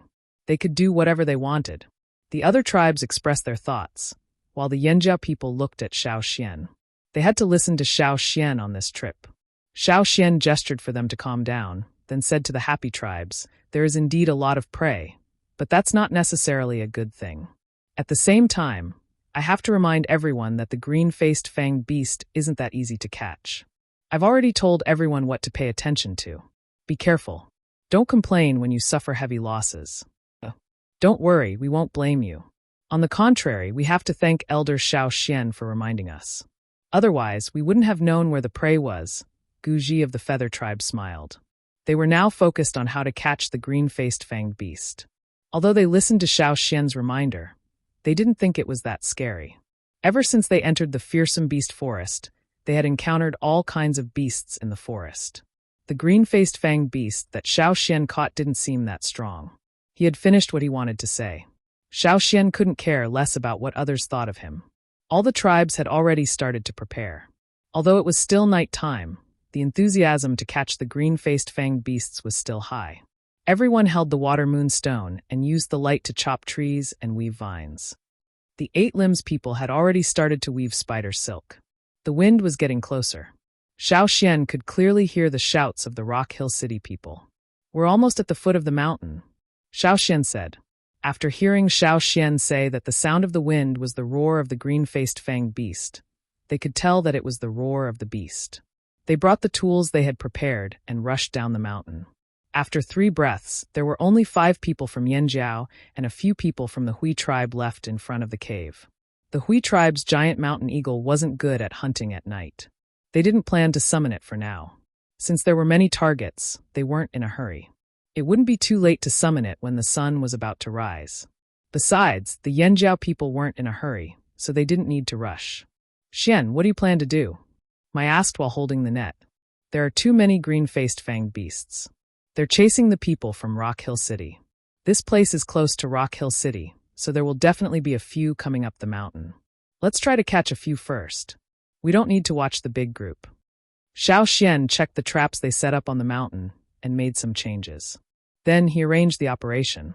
The grass that the green-faced fanged beasts liked to eat was hard to find here. It was too dark to search for it in the bushes. They didn't have a beast's sense of smell, so they had to find another way. If they couldn't use grass as bait, then they had to use humans. Luring prey into a trap was something that hunters often did. After Xiao Xian told the other 4 about his experience in catching green-faced fanged beasts, they started to act. The green-faced fanged beasts rushed to the foot of the mountain. They didn't seem to have any intention of stopping as they chased after the people from Rock Hill City. However, some of the green-faced fanged beasts on the side of the team would pay attention to the movements around them. Xiao Xian had warned the tribesmen that the green-faced fanged beasts could easily detect movements in their surroundings, so they had to be extra careful. It was best to wait for the beasts to leave before attacking. Otherwise, they might lead the beasts to their own mountains. That would help the people of Rock Hill City and help them avoid this crisis. Although they had been told by Xiao Xian that there were many green-faced fanged beasts coming, the tribesmen still trembled when they saw them when they went down the mountain. In the dark, they couldn't see what was running over there. They could only hear the sound of wind blowing past, like a constant gust of wind. The rustling of leaves covered the sound of the tribesmen's arrival. They hid in the bushes, branches, and other places, quietly observing the situation. Those green-faced fanged beasts were indeed running towards Rock Hill City. A few green-faced fanged beasts on the side of the team seemed to have noticed something and suddenly rushed out of the team towards them. The nearest Eight Limbs tribesman cursed in his heart. He thought he was exposed, but when he saw that the green-faced fanged beast was only chasing after something that looked like a mouse, he sighed in relief. However, he let out a sigh of relief too early. He only heard a bang, as if something had pierced into a tree trunk, followed by a crisp cracking sound. The tree he was hiding in was knocked down. Many of the green-faced fanged beasts looked at the fallen tree, but seeing that there was nothing interesting to vent their anger on, they continued to charge forward with the rest of the team. The person who was hiding in the fallen tree didn't fall with the tree. His foot was hooked on a very thin wire, and his whole body seemed to be attached to the wire. If you didn't see him, you wouldn't have noticed that there was someone else there. Whoosh, whoosh, whoosh. A very soft sound was heard, but it was covered by the rustling of leaves. A large net was quietly woven. It was made by 5 Eight Limbs tribesmen who were hiding in different places. At this moment, the net was silently closing in on the green-faced fanged beast that had left the team. In the night, 6 nocturnal birds cooed and rested on a nearby tree. The green-faced fanged beasts didn't pay attention to them as they were flying in the sky. They couldn't do anything about it, nor were they interested. Another cooing sound was heard, but it didn't come from the birds. It came from the forest not far away. After hearing the sound, the 6 nocturnal birds flew over. Not long after, the 6 birds flew over again. However, it was different from before. Their claws were grabbing onto a vine. The 6 birds were grabbing onto the 6 corners of a net. Coo, coo, coo. The sound from the forest was like a guide. The 6 birds holding onto the net flew towards another green-faced fanged beast that had left the group and was attacking the wild beasts in the bushes. These 6 birds weren't really tamed. The feather tribesmen used their tribe's secret technique to instruct them. The 6 birds couldn't carry out effective tasks on their own. They could only instruct them bit by bit through their voices, telling them what to do. Other than the Eight Limbs tribe and the Feather tribe, the Thousand Masks tribe, the Mang tribe, and the Longboat tribe all used their own methods and techniques to attack the green-faced fanged beasts. The green-faced fanged beasts group had already passed by.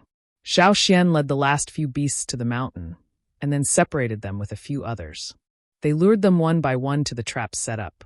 Gula and the others from the Hui tribe helped from the side. If it was just one green-faced fanged beast, it would be fine. As long as they understood their temperament and behavior, the plan would succeed. If there were too many of them, there would be too many variables. Not only would the plan fail, but everyone would also be in danger. A green-faced fanged beast that stepped into the trap struggled hard, trying to use its fangs to poke away all the vines around it. Xiao Xian and Gula jumped down from the trees on both sides. They quickly went over and tied the beast up with vines. The air around the beast's fangs vibrated at a strange frequency, making a whistling sound. It was howling, venting its anger. The hot air coming out of its nostrils was hotter than boiling water. Even though Xiao Xian and Gula had already moved away, they could still clearly feel the rising temperature around them. The air around the green-faced fanged beast was like a runaway horse, jumping around without any pattern. It was not reliable to just tie it up, and no one knew how long it would last. After tying it up, Xiao Xian took out a few polished bronze needles that were smeared with poison. He had already made these needles before he came here. He smeared some of the poison he collected from some plants in the forest and injected the green-faced fanged beast with a needle. That kind of poison had the effect of making large beasts faint. Some beasts with poor resistance to poison might even die from eating that kind of plant. Xiao Xian did not know if this would work on the green-faced fanged beast, so he brought a few needles this time. If one didn't work, he injected another one. The last time he was looking for the green-faced fanged beast, he did not use this. This time, he planned to give it a try. After injecting 3 needles, the green-faced fanged beast's movements slowed down. The frequency of its nostrils also decreased, and the air around it seemed to have stopped moving. 3 to 5 needles, no more. Xiao Xian said as he looked at the green-faced fanged beast that was struggling slower and slower. After that, Xiao Xian caught another green-faced fanged beast that fell into the trap. Before they took the bait, they might be very difficult to catch as they were fast and not easy to chase. However, once they stepped into the trap, they would be quickly tied up by the people lying in ambush. After 3 to 5 needles, they would be obedient.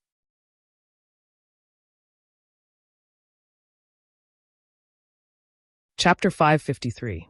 Under the darkness of the night, fights were happening everywhere. Sometimes you could hear people screaming, and sometimes you could hear the sounds of collisions. Xiao Xian tied up the 3rd green-faced fanged beast he caught that night and injected it with 3 needles. When it stopped struggling, he blew the wooden whistle. Not long after, Duo Kong, Mai, and the others came over. The few people from the Hui tribe also came over. "How are you? Are you hurt?" Xiao Xian smelled blood. The green-faced fanged beast's blood didn't have such a bloody smell, so it could only be human blood. "It's nothing, just a small wound." Duo Kong raised his arm. There was a wound about the length of a thumb on his arm, but it looked like he was scratched by a beast. The wound was about 3 fingers wide, and he had already applied some herbs and wrapped it up with a piece of linen. This was just a graze from the fanged beast's teeth. If it were any other beast's fangs, the wound would only be a scratch. To a certain extent, it was a small wound. Other than Duo Kong, Mai, Tua, and Xiang Chen all had some wounds on their bodies. The Hui tribe also had wounds. The one with the heaviest injuries was stabbed in the stomach. If Duo Kong hadn't pulled him back in time, he would have been scratched by the beast's fangs instead of being stabbed. The wound on his stomach would have been a big bloody hole, and he would have died.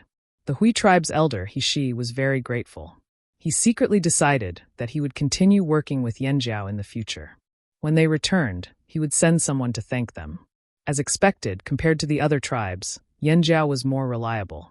"We each caught 1, and Duo Kong caught 2, I said. The 4 of them caught 5, and Xiao Xian caught 3.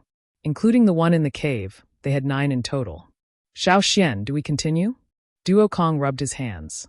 He was still itching. There were so many green-faced fanged beasts, it would be a waste not to catch them. "No, let's get ready to leave," Xiao Xian said. "You're leaving so soon?" Duo Kong was reluctant. "Let's take advantage of the fact that the green-faced fanged beasts are distracted by the people from Rock Hill City to escape. Otherwise, it'll be hard for us to escape once they regain their senses. Don't be greedy." Xiao Xian's sense of crisis did not disappear. What if the group of green-faced fanged beasts turned around and targeted them? In order to escape, the people from Rock Hill City might have lured the green-faced fanged beasts here. Duo Kong thought about it and agreed. There was no need to rush. After all, this was still the fearsome beast forest. If they wanted to come back in the future, it would be fine. Their tribe was at the edge of the fearsome beast forest. Compared to other tribes, it was closer. They could just treat it as a hunting trip. "All right then, let's hurry up and leave. Don't let those people from Rock Hill City plot against us. Slave masters are very treacherous." After thinking it through, Duo Kong couldn't wait to go back and try to forge weapons with these green-faced fanged beasts. He was very wary of the slave masters, who let the slave masters on the other side of the sea be a big force. Although the slave masters' territory was only in the desert, they were still slave masters. He had to be careful. Signaling Gula to blow a whistle to inform the other tribes, Xiao Xian went back to the cave to bring out the first green-faced fanged beast he caught. He injected it with 3 needles to wake it up. He didn't know if they would attract the group of green-faced fanged beasts when they left. It was too risky. What, no one is here yet? When Xiao Xian went down the mountain, he didn't see anyone else. There was nothing else important in the cave. Everyone could just grab their prey and leave. But now, Gula had already blown the whistle to gather and leave. Did those people not hear it? Or did they not want to leave the prey in front of them? "I'll blow it again." Guele's expression was ugly as he blew the whistle again. They had cooperated with the other tribes for so many years. They knew how to communicate with each other and what the whistle meant. It was understandable if they couldn't return because of the situation. But in such a big place, how could they not return even if they didn't hear the whistle? At this moment, a series of nocturnal bird whistles came from somewhere in the forest. It's the feather tribe. They don't want to leave immediately. They asked us to wait. Gula frowned. Tell them, either they come here immediately and we leave together, or they continue to catch beasts here and we leave now. Xiaoxian said. Gula did as he was told. But when he returned, the other party didn't want to leave immediately. Let them be. Let's go, Xiaoxian said and let Gula whistle back. Soon, there was a short whistle in reply. They agreed. Gula didn't understand. Wasn't it just the green-faced fanged beasts? Why did they stay here and not leave? Why were they so greedy? Xiaoxian also felt that this wasn't their style. Unless they knew something and knew the importance of the green-faced fanged beasts. Metal that wasn't in a molten state wouldn't change when it came in contact with the blood of the green-faced fanged beasts. Those people couldn't have discovered it because of this. Thinking about this, Xiaoxian's eyebrows twitched. The Rock Hill City people. Unless the Rock Hill City people took the initiative to tell them the secret, so that the tribesmen could continue to hold back the beasts here. Maybe they already know the secret of the green-faced fanged beasts. Xiaoxian said, What secret? The Hui tribesmen looked at Xiaoxian. What's the use of the green-faced fanged beasts? This was something they didn't understand. Unfortunately, the Flaming Horns were still wary of the other tribes and didn't want to talk about it. Metal. Xiaoxian only said 2 words, but it made the expressions on the faces of the people of the Hui tribe change. Their eyes changed from shock and disbelief at the beginning to burning with passion. Metal. It's actually metal. No wonder. She felt like his blood was boiling. Now's not the time to talk about this. Since the Rock Hill City people have already made their move, tell the others to retreat quickly. Otherwise, we won't be able to. The Rock Hill City people want to shift the beast's attention to them. Xiaoxian said to Gula, huh? Oh. Gula was still in a daze. His trembling hand almost lost his grip on the wooden whistle. The whistle was still trembling. Fortunately, he had already conveyed his message. Are we really not going to catch more? Hishi's voice was hoarse. His eyes flickered as he couldn't make up his mind. He had already guessed the answer. No wonder the others didn't want to leave. If they knew about this, who would be willing to leave? Before Xiaoxian could speak, Mayan Tua snorted. They didn't want to tell the other tribesmen this secret. After all, they didn't have a good relationship with the other tribes. They even had a few conflicts with each other. Now, which tribe didn't hide their treasures and not let others see them? Even tribes that had good relations with each other would take precautions. Now that Xiaoxian revealed the secret, because of the Rock Hill City people's possible actions, these people still wanted to change Xiaoxian's decision? The Rock Hill City people had already made their move. Staying here would be suicide. Waiting for the beasts to rush over? If you want to stay, then stay. We're leaving anyway. The 5 people from Yanjiao carried the green-faced fanged beasts and walked away. The people from the Hui tribe wanted to say something, but in the end, they just let out a long sigh. They gritted their teeth and left with the 5 people from Yanjiao. In order to avoid the Rock Hill City people, Xiaoxian's group went around 2 mountains and left the forest. They didn't want to meet the beasts. Not long after Xiaoxian's group left, the beasts that were attacking Rock Hill City suddenly turned around and split into 3 different directions. There were tribesmen moving in all 3 directions. This was what Shir ordered the slaves to do. It was to lure the beasts away so that he could leave with his prey. When they left, Shir realized that there were only 8 left when they left, even though he had captured 11 of them. Robber 4. Shir didn't think that the robbers would dare to steal his prey. He stopped the tribesmen and lured the beasts away. But when he turned around, 3 of his prey were stolen. Shir was so angry that he almost vomited blood, but now wasn't the time to be angry.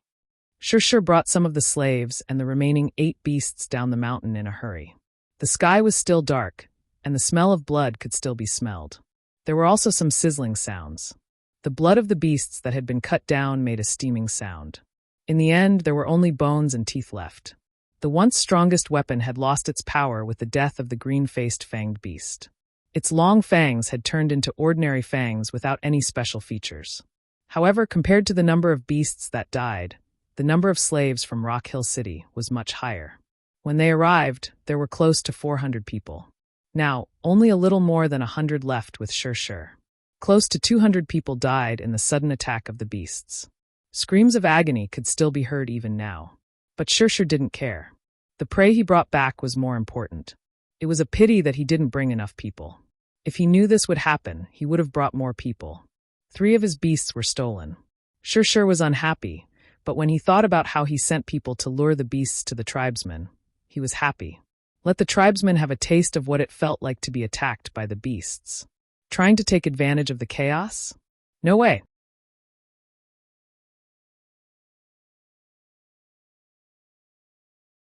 Chapter 554. Xiao Xian and his group left the area surrounded by mountains in the dark of night. They only slowed down when they were truly out of the area. I'll go up and take a look. Xiao Xian threw the unconscious prey to Duo Kong and the others, then jumped up a tree. There were more towering ancient trees in the surroundings, and more birds were resting in the forest at night. Because of Xiao Xian's movement, the birds chirped a few times in dissatisfaction.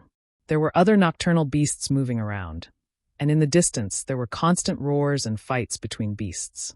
This was the real, normal, fearsome beast mountain forest. The green-faced fanged beasts probably wouldn't leave their precious land, so when they heard the sounds of fighting, both the Yanjiao and Hui tribesmen breathed a sigh of relief. If there were other beasts moving around, it meant that they were no longer in the green-faced fanged beasts' territory. Xiao Xian came to the top of the tree and looked at the forest in the distance. He couldn't see the green color of the forest in the dark, but he could hear the whistling of the wind. The birds in the nests in the tree seemed to be uneasy with the sound and made a few low cries. When Xiao Xian came down from the tree, the Hui tribesmen were still regretting that they didn't catch more green-faced fanged beasts. But since they were already out, they wouldn't go back. Yanjiao caught a total of 9 green-faced fanged beasts. They would give 2 to the Hui tribe. This wasn't because Yanjiao was stingy. When they were catching the green-faced fanged beasts, the ones who made the decision were the Yanjiao tribesmen. The Hui tribesmen were only there to help. Of the 3 giant mountain eagles, 1 was injured, 1 wasn't used to the environment and was listless, and the last one was not willing to cooperate at all. Their contribution was limited. Giving 2 to the Hui tribe was already a fair deal. The Hui tribesmen also understood this, so they didn't have any objections. They just regretted that they didn't catch more. Who would have thought that the green-faced fanged beasts that lived in the depths of the fearsome beast mountain forest would be useful for metalware? However, since they were sure that the green-faced fanged beasts were here, and they were the first tribe to openly cooperate with Yanjiao, they believed that there would be opportunities in the future. The Yanjiao people would definitely go there again, and at that time, they could send more people with them. Thinking of this, the people of the Hui tribe felt very lucky. Indeed, cooperating with Yanjiao was the right choice. Xiao Xian, why don't we wait here? He of the Hui tribe suggested, but his words were hesitant and cautious. As he spoke, he carefully observed the movements of Xiao Xian. It was dark now, so he couldn't see the expression on Xiao Xian's face. He could only guess from his breathing and movements. Sure, Xiao Xian didn't plan to leave now.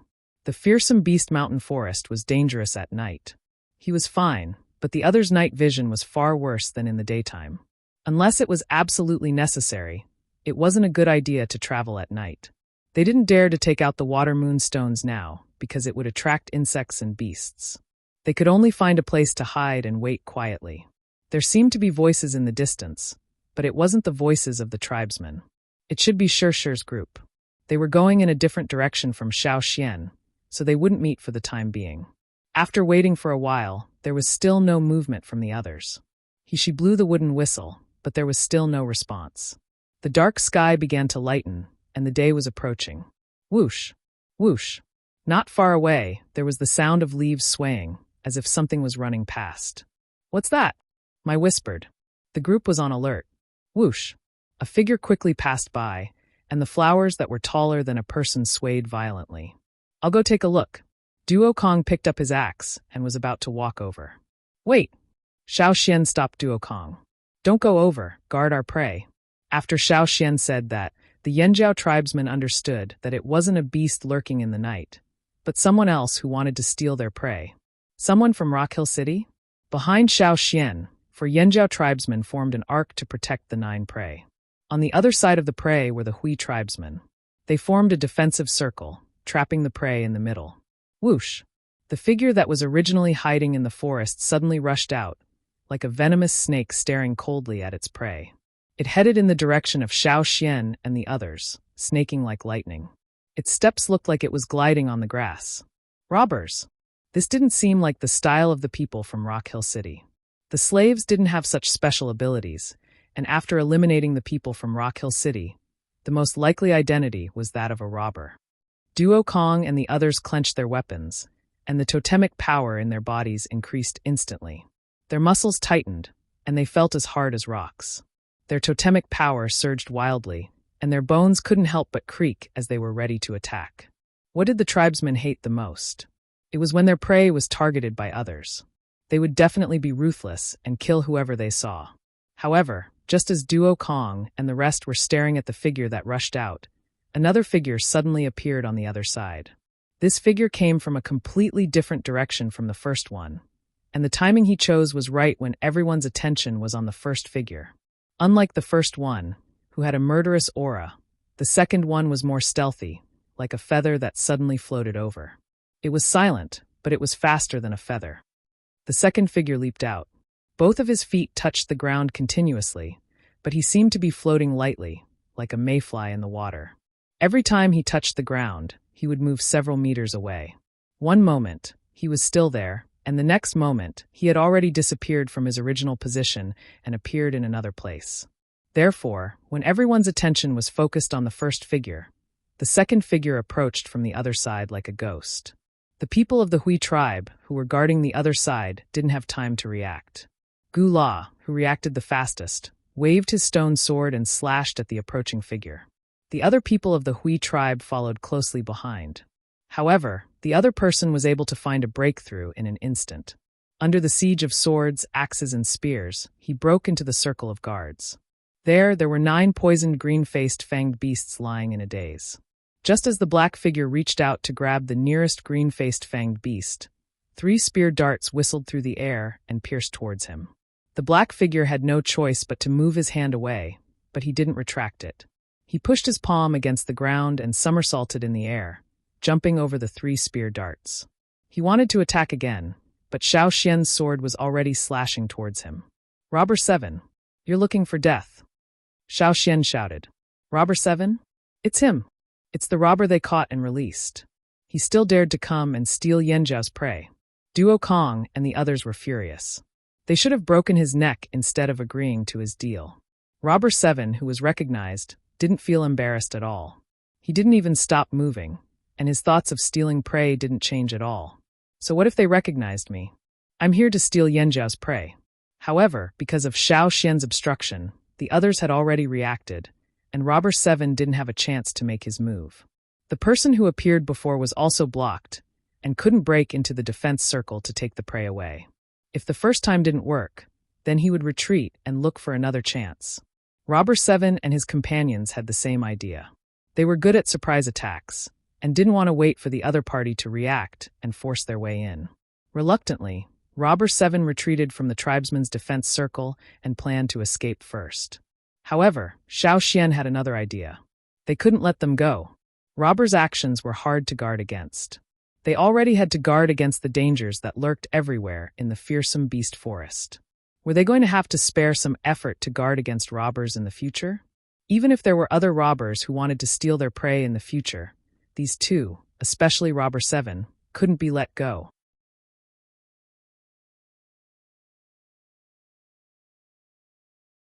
Chapter 555. The totemic power in Xiao Xian's body surged wildly, spreading to every part of his body, pouring into every muscle and every bone. His powerful foot stomped on the ground with a loud bang, as if a giant beast had stomped on the ground, causing the ground nearby to tremble. Using the recoil force, Xiao Xian leaped forward. With just one step, he was already behind Robber 7, who had just escaped from the circle of guards and was about to sneak away. The broad blade cut through the airflow in front of it as if it was tearing through cloth, producing a whistling sound. The ferocious sword aura slashed towards Robber 7. Robber 7 felt as if the air around him was filled with ice water, chilling him to the bone. Feeling the approaching aura, a thought flashed through his mind. Damn it! Damn it! It's that bastard! Robber 7's mind flashed back to the time when he was stealing cabbages and was sent flying. His body tensed up and his movements froze for a moment. Then he did a somersault in the air, like a fish swinging its tail in the water. His body twisted strangely, causing the air to swirl and form a whirlpool. Robber 7 wanted to use the swirling airflow to help him make a sudden turn in the air. However, the blade that was closing in quickly seemed to have enveloped the entire area. It's the same thing again. It's the same thing again. It was the same last time, and it's the same this time. This feeling was too similar to the last time he was sent flying. No, it was even stronger than the last time. The murderous aura was too strong, causing Robber 7's hair to stand on end. He tried his best to dodge, but another voice in his mind told him that he couldn't. Even if he tried, he would lose an arm. If he didn't want to lose an arm, he could only take it head-on. Clang! There was no sound of flesh being cut, but the sound of metal colliding with metal. It was ear-piercing. Following the explosion, Robber 7 was sent flying like a baseball, crashing into a large tree not far away that even 10 people couldn't wrap their arms around. Crack! The crisp sound of something breaking rang out. It was extremely clear in the night, startling countless wild birds that were resting in the night. The thick tree was directly broken, splinters of wood flew everywhere, and many branches and leaves fell from the tree. The person who broke the tree spat out a mouthful of blood. Robber 6. Robber 7 felt the excruciating pain all over his body. He knew that he couldn't escape Xiao Xian's pursuit with his own strength, so he could only ask for help. Robber 6, who was about to escape, cursed under his breath. His body twisted like a snake as he avoided Duo Kang's axe and headed towards Robber 7. His speed was even faster than before, and Duo Kang couldn't catch up. Robber 6 dashed towards Robber 7 and leaped out before Xiao Xian could finish him off. Like an eagle gliding across water, Robber 6 grabbed Robber 7 and fled into the forest. Robber 6 purposely squeezed his way through the dense foliage. Even though it was a narrow space filled with shrubs, Robber 6 was always able to find the most suitable escape route. If Xiao Xian chased after him, he might not be able to keep up with him. Everyone had their own specializations, and Robber 6 was an expert in this field. At this moment, he was like a mouse scurrying into a thorny undergrowth, turning left and dodging right, trying to avoid the predator that was chasing after him. This was also the reason why Robber 6 dared to make a move here. He knew that even if this operation failed, he could still use his advantage to shake off the tribesmen. He was confident that with the right time and place and his own talents, which tribesmen could catch up to him. Even if bringing Robber 7 would slow him down. So what? Robber 6 snorted. I'm so strong. Even if I bring along a burden, I can still shake off the tribesmen. This was the common problem of robbers. They were overconfident, arrogant, even conceited. Knowing that it was disadvantageous for him, Xiao Xian didn't follow him in and instead changed his method. Xiao Xian sheathed his sword into the animal skin sheath. The hand that wasn't holding the sword clenched into a fist. He bent his knees and stomped on the ground, leaping up. His entire arm sped up like a rocket that had been installed with a propeller. His target wasn't the two in front of him, but the fallen tree that Robber 7 crashed into. His fist moved his arm and plunged into the thick tree trunk. Because this punch was too fast, it was like a thrown spear. The tree trunk wasn't split apart, and Xiao Xian's entire arm was buried in the tree trunk. After his arm went in, Xiao Xian didn't stop. He exerted force on his feet again, and the grass and thick soil on the ground exploded outwards. Xiao Xian had already jumped up, and at the same time, his arms grabbed onto the thick tree trunk. Although his arms were so small compared to the tree that even 10 people couldn't wrap their arms around, the tree moved with Xiao Xian's movements. The few people from the Hui tribe guarding the green-faced fanged beasts couldn't see the situation clearly, but they could guess what was happening with their ears.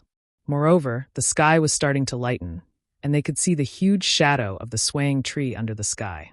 It was because they could see and guess that they were shocked beyond words. They knew that the Yanjiao people were strong, and when they were angry, they were fierce. These days, they thought they understood the Yanjiao people, but at this moment, they felt that they still underestimated them. On the other side, the towering ancient tree with countless branches and leaves was lifted up like a huge broom, and then slammed down heavily into the forest. In the night before dawn, under the sky, there was an unconcealable ferocious aura, as if no other aura could suppress it. Robber 6 and Robber 7, who were escaping in the dense undergrowth, suddenly looked up. Although there were dense branches and leaves of various flowers and trees above them, and intertwined vines of different thicknesses that blocked their vision and interfered with their senses, at this moment, they felt something pressing down from above. The pressure was so strange that it made their scalps numb, and it was like a cold electric current that rushed straight to their heads. "Look, cough, watch the road." Robber 7 coughed up blood and reminded Robber 6.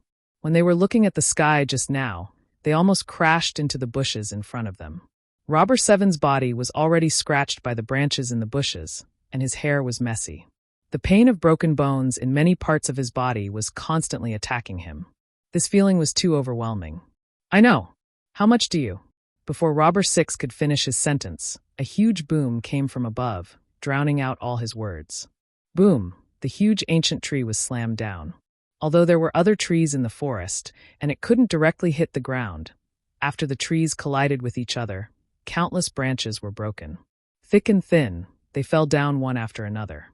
In the bushes in front of Robber 7, a few branches that were thicker than a person fell down, and they almost crashed into them before they could react. The surrounding broken branches and fruits fell down like a storm. Where could they hide with their light bodies?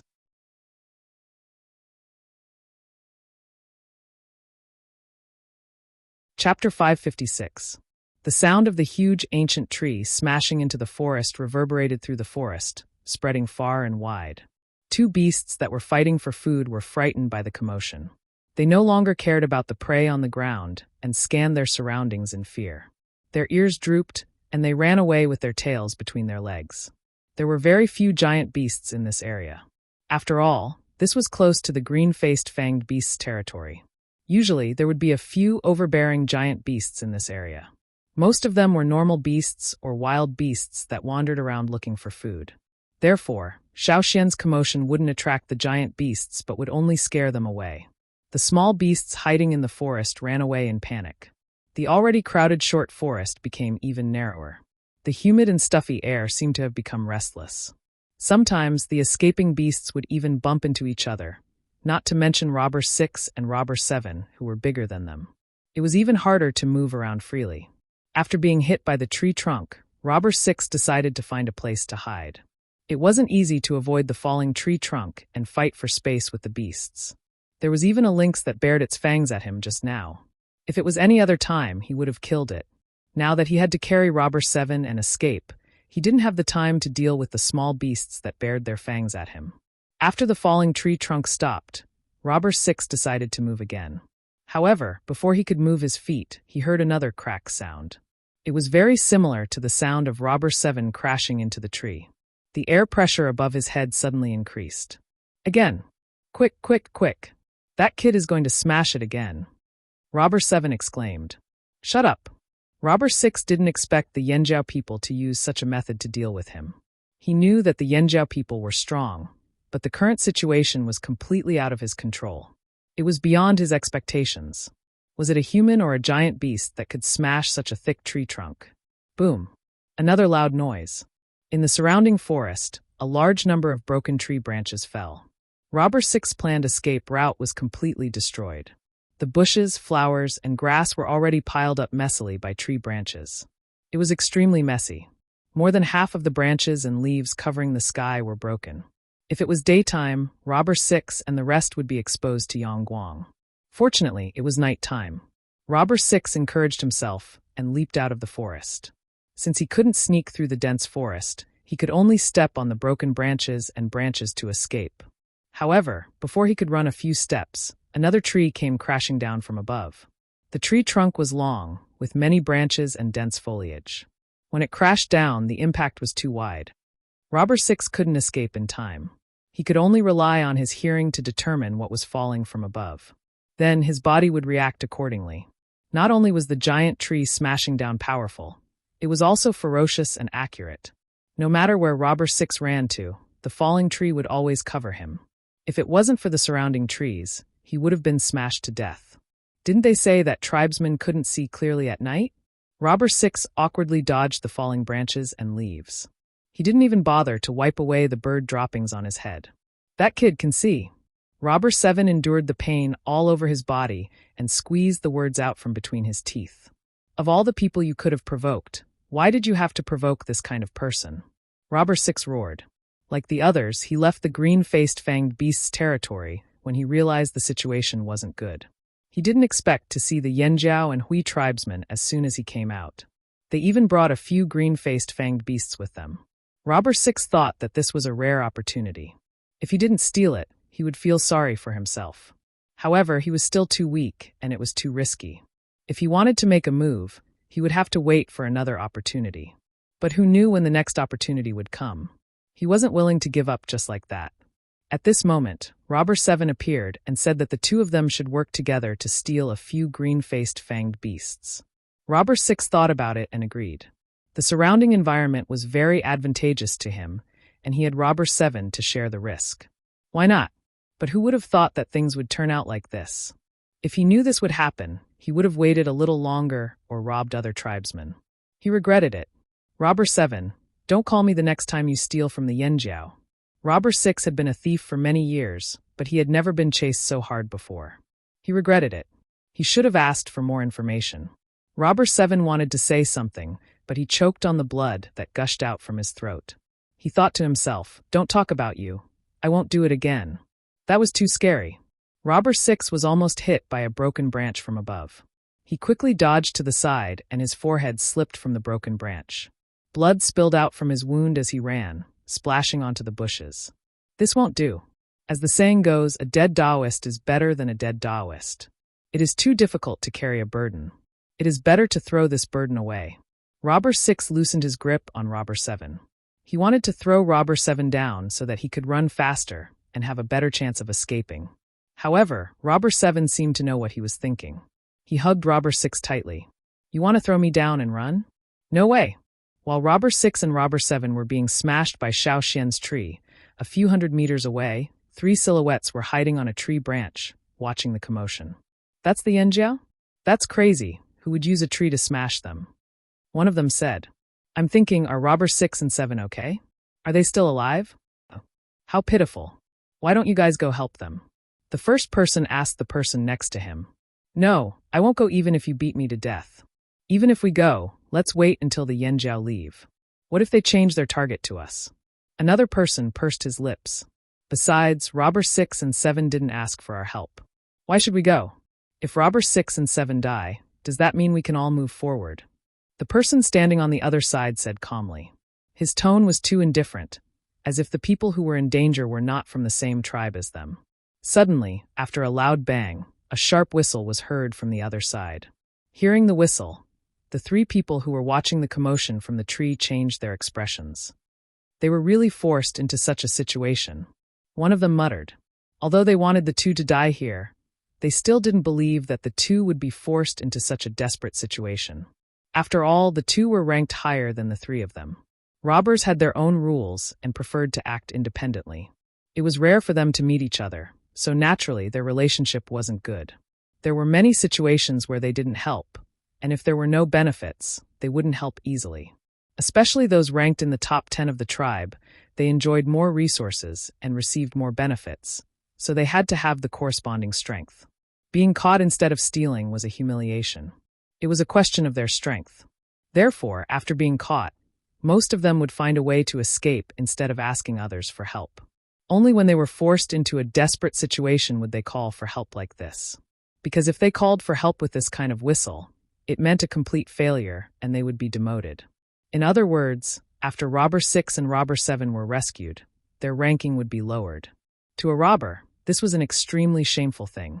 On the other side, Robber 6, who was running away, couldn't dodge in time and was hit by a falling branch. He lost his balance and fell to the ground. He was hit by broken branches a few more times, almost burying the 2 of them. Sensing Xiao Xian's approach, Robber 6 and Robber 7 both rolled their tongues and whistled at the same time. Both of them felt bitter. This was the first time they called for help since they became robbers.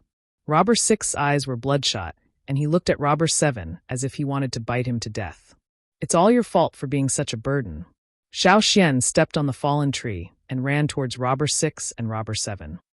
However, before he could reach them, 2 silhouettes rushed over at an extremely fast speed. Xiao Xian reached the place where Robber 6 and Robber 7 were buried.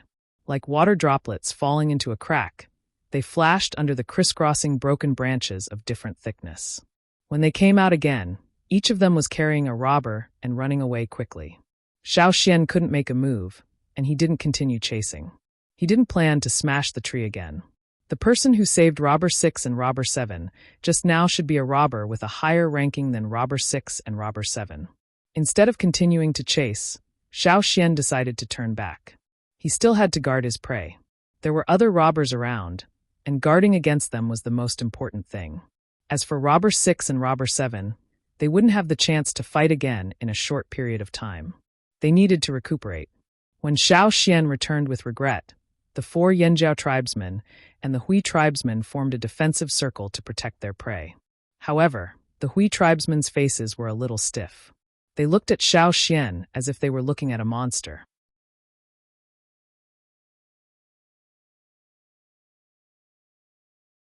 Chapter 557. Where are the 2 robbers? Duo Kong and the other 3 looked at Xiao Xian. They were rescued, Xiao Xian said. The 4 of them looked regretful. It was such a pity that they couldn't smash the 2 robbers to death. However, Xiao Xian's actions had enlightened the 4 of them. They shouldn't compete with the robbers in terms of speed. There was another way to deal with the robbers. Just like how Xiao Xian used a long golden racket to knock Robber 7 unconscious. This time, Xiao Xian hugged a tree and smashed it down. If it weren't for the fact that Robber 7 and the others were rescued, he might have smashed the 2 robbers to death. However, they couldn't ignore their speed. They had to practice it when they got back. Otherwise, the robbers would run out of their attack range before they could even lift the tree. The robbers' advantage was their strange body shape and speed. In terms of physical strength and strength, they were much stronger than the robbers. They should be thinking about how to use their advantage to deal with the robbers. Seeing that Duo Kong and the other 3 were deep in thought, the faces of the people from the Hui tribe stiffened. Duo Kong and the others looked like they wanted to carry the tree and smash it a few times too. Be careful, there are still robbers around, Xiao Xian said. Yes, we know. After what happened just now, everyone knew that they couldn't be distracted. They had to focus on the area they were guarding. They couldn't be distracted by the slightest movement. Is there any news from the others? Xiao Xian asked. No. Gula shook his head. Speaking of this, the people of the Hui tribe let out a long sigh. Even the robbers in Rock Hill City had come out. If the others didn't come out, they might have really fallen into the trap. There was a glimmer of light in the sky. 3 giant mountain eagles flew over following Gu La's whistle. One of them didn't flap its wings as naturally as the other 2. It was the eagle that was hit by an arrow. The other 2 were energized after leaving the green-faced fanged beast's territory. The people of the Hui tribe decided to ride the 2 eagles over to take a look. The 2 giant mountain eagles weren't happy. It wasn't easy for them to get out of that place. Why did they have to go back? When they thought of the uncomfortable environment over there, they felt like throwing up the meat they had eaten early in the morning. Although they were unwilling, since the people of the Hui tribe insisted, they did as they were told. Xiao Xian couldn't help but think of Cha-Cha when he saw Gula summon the giant mountain eagle named Shan Dao. He didn't know how that guy was doing, but he couldn't go to Eagle Mountain to find him. About 2 hours later, the sun had already risen, and the temperature in the woods had obviously risen. When all the water vapor in the night had evaporated, the 2 giant mountain eagles reappeared. But this time they brought back a few people. They were all seriously injured people from the other tribes. Some of them had lost an arm, and their wounds were still bleeding as if they had been blown open. Seeing that the people of the Hui tribe were too busy, Xiao Xian and the others also went over to help. They took out some of the herbs they brought and applied them on the wounds. The others will arrive soon. Gula sighed. He couldn't help but feel lucky that they chose to leave with the Yanjiao yesterday. Otherwise, they would be in the same situation as these people. After another hour, the sun was scorching the earth. Xiao Xian and the others were resting under the shade of a tree when they heard the commotion. Everyone's expression was very bad. More than half of them were dead or injured. It would be strange if they were happy. Xiao Xian had told them some of the characteristics of the green-faced fanged beast's attacks. They were prepared to avoid a worse situation. But when the slaves led the beasts over, their skills were limited. The green-faced fanged beasts were filled with a violent and crazy aura. They didn't care about anything else and only knew how to attack. They were like unscrupulous hurricanes, destroying everything in their path, especially living things. They also regretted not leaving with the Yanjiao and the Hui tribe when they heard the whistle. But they were really shocked by the news. They only wanted to catch a few more green-faced fanged beasts. They thought that if they caught one more, they would have enough time to retreat. But the beasts didn't give them enough time. Who was to blame for this result? Blame the Yanjiao for not telling them everything in advance? So much so that when they found out the truth, they couldn't bear to let go of the benefits in front of them? Thinking back to when they were in the desert, they excluded the 3 people from Yanjiao. Later, when they noticed the changes in the desert, they left the 3 people from Yanjiao alone. Now, they still hoped that Yanjiao would consider everything for them? How was that possible? Who didn't have emotions? Not to mention the grumpy and unreasonable Yanjiao people? They weren't close partners, so the trust between them was too low. They were all on guard, so naturally, they wouldn't tell each other any secrets. From another perspective, they probably wouldn't even lead the way into the forest. Duo Kong laid there without moving. He rolled his eyes at the people who came over and continued to guard their tribe's prey. Xiao Xian also found that the people from the 5 tribes who came back all caught 2 or 3 green-faced fanged beasts. The 8 Limbs tribe caught the most, with 3. The other tribes only caught 2. The beasts that were tied up were all unconscious. These tribes always had their own ways to keep them unconscious. Hey, Muyu, didn't you guys catch 3 of them earlier? Why are there only 2 left now? And Qiugu, didn't you catch 4? Why are there only 3 left? He of the Hui tribe asked. He's confusion made the people who came over look even worse. It was Chu Su of the Mang tribe who explained. Don't mention it. When we came over, we met the robbers. If we didn't gather together, more would have been robbed. They finally got rid of the green-faced fanged beasts and left that place. The beasts didn't chase after them. Just as they relaxed, the robbers attacked. You guys also met the robbers. Gula was surprised. Also, Chu Su caught the word. You guys met the robbers. The people from the other tribes who just arrived looked at the Yanjiao and Hui tribes.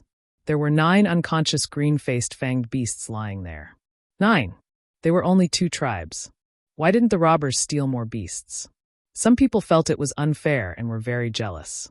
She didn't care about the people's expressions and told them what happened before dawn with a little emotion. The people from the other tribes listened, and the muscles on their faces kept twitching. No wonder I felt it was so quiet here. So this was the reason, Chusa said. The birds and beasts in the forest were all scared away, so it was good for them to rest. Whether they were satisfied with the result or regretted it, it was all in the past. They wouldn't set foot in the green-faced fanged beasts' territory now. The beasts were probably still in a frenzy, and birds kept flying over there. After resting for a day and recovering their strength, the people from the other tribes were very quiet. Some people were thick-skinned and asked Xiao Xian, and the others if the green-faced fanged beasts really had anything to do with gold. In this regard, Xiao Xian and the others all answered with yes, ah, oh, and so on. They didn't say much. The people who asked felt it was boring and didn't ask anymore. The next day, the group set off again and embarked on the return journey. However, the people who returned had different moods. The happiest were probably the people from Yanjiao. You're tuning in to the Li Mei's Sword of Destiny YouTube channel. We're so grateful for your support, and don't forget to subscribe to join us on this incredible journey through captivating stories. Your generosity through donations truly makes a world of difference, as it's the primary source of revenue that allows me to expand and enhance this channel for you. Thank you from the bottom of my heart for being a part of this adventure.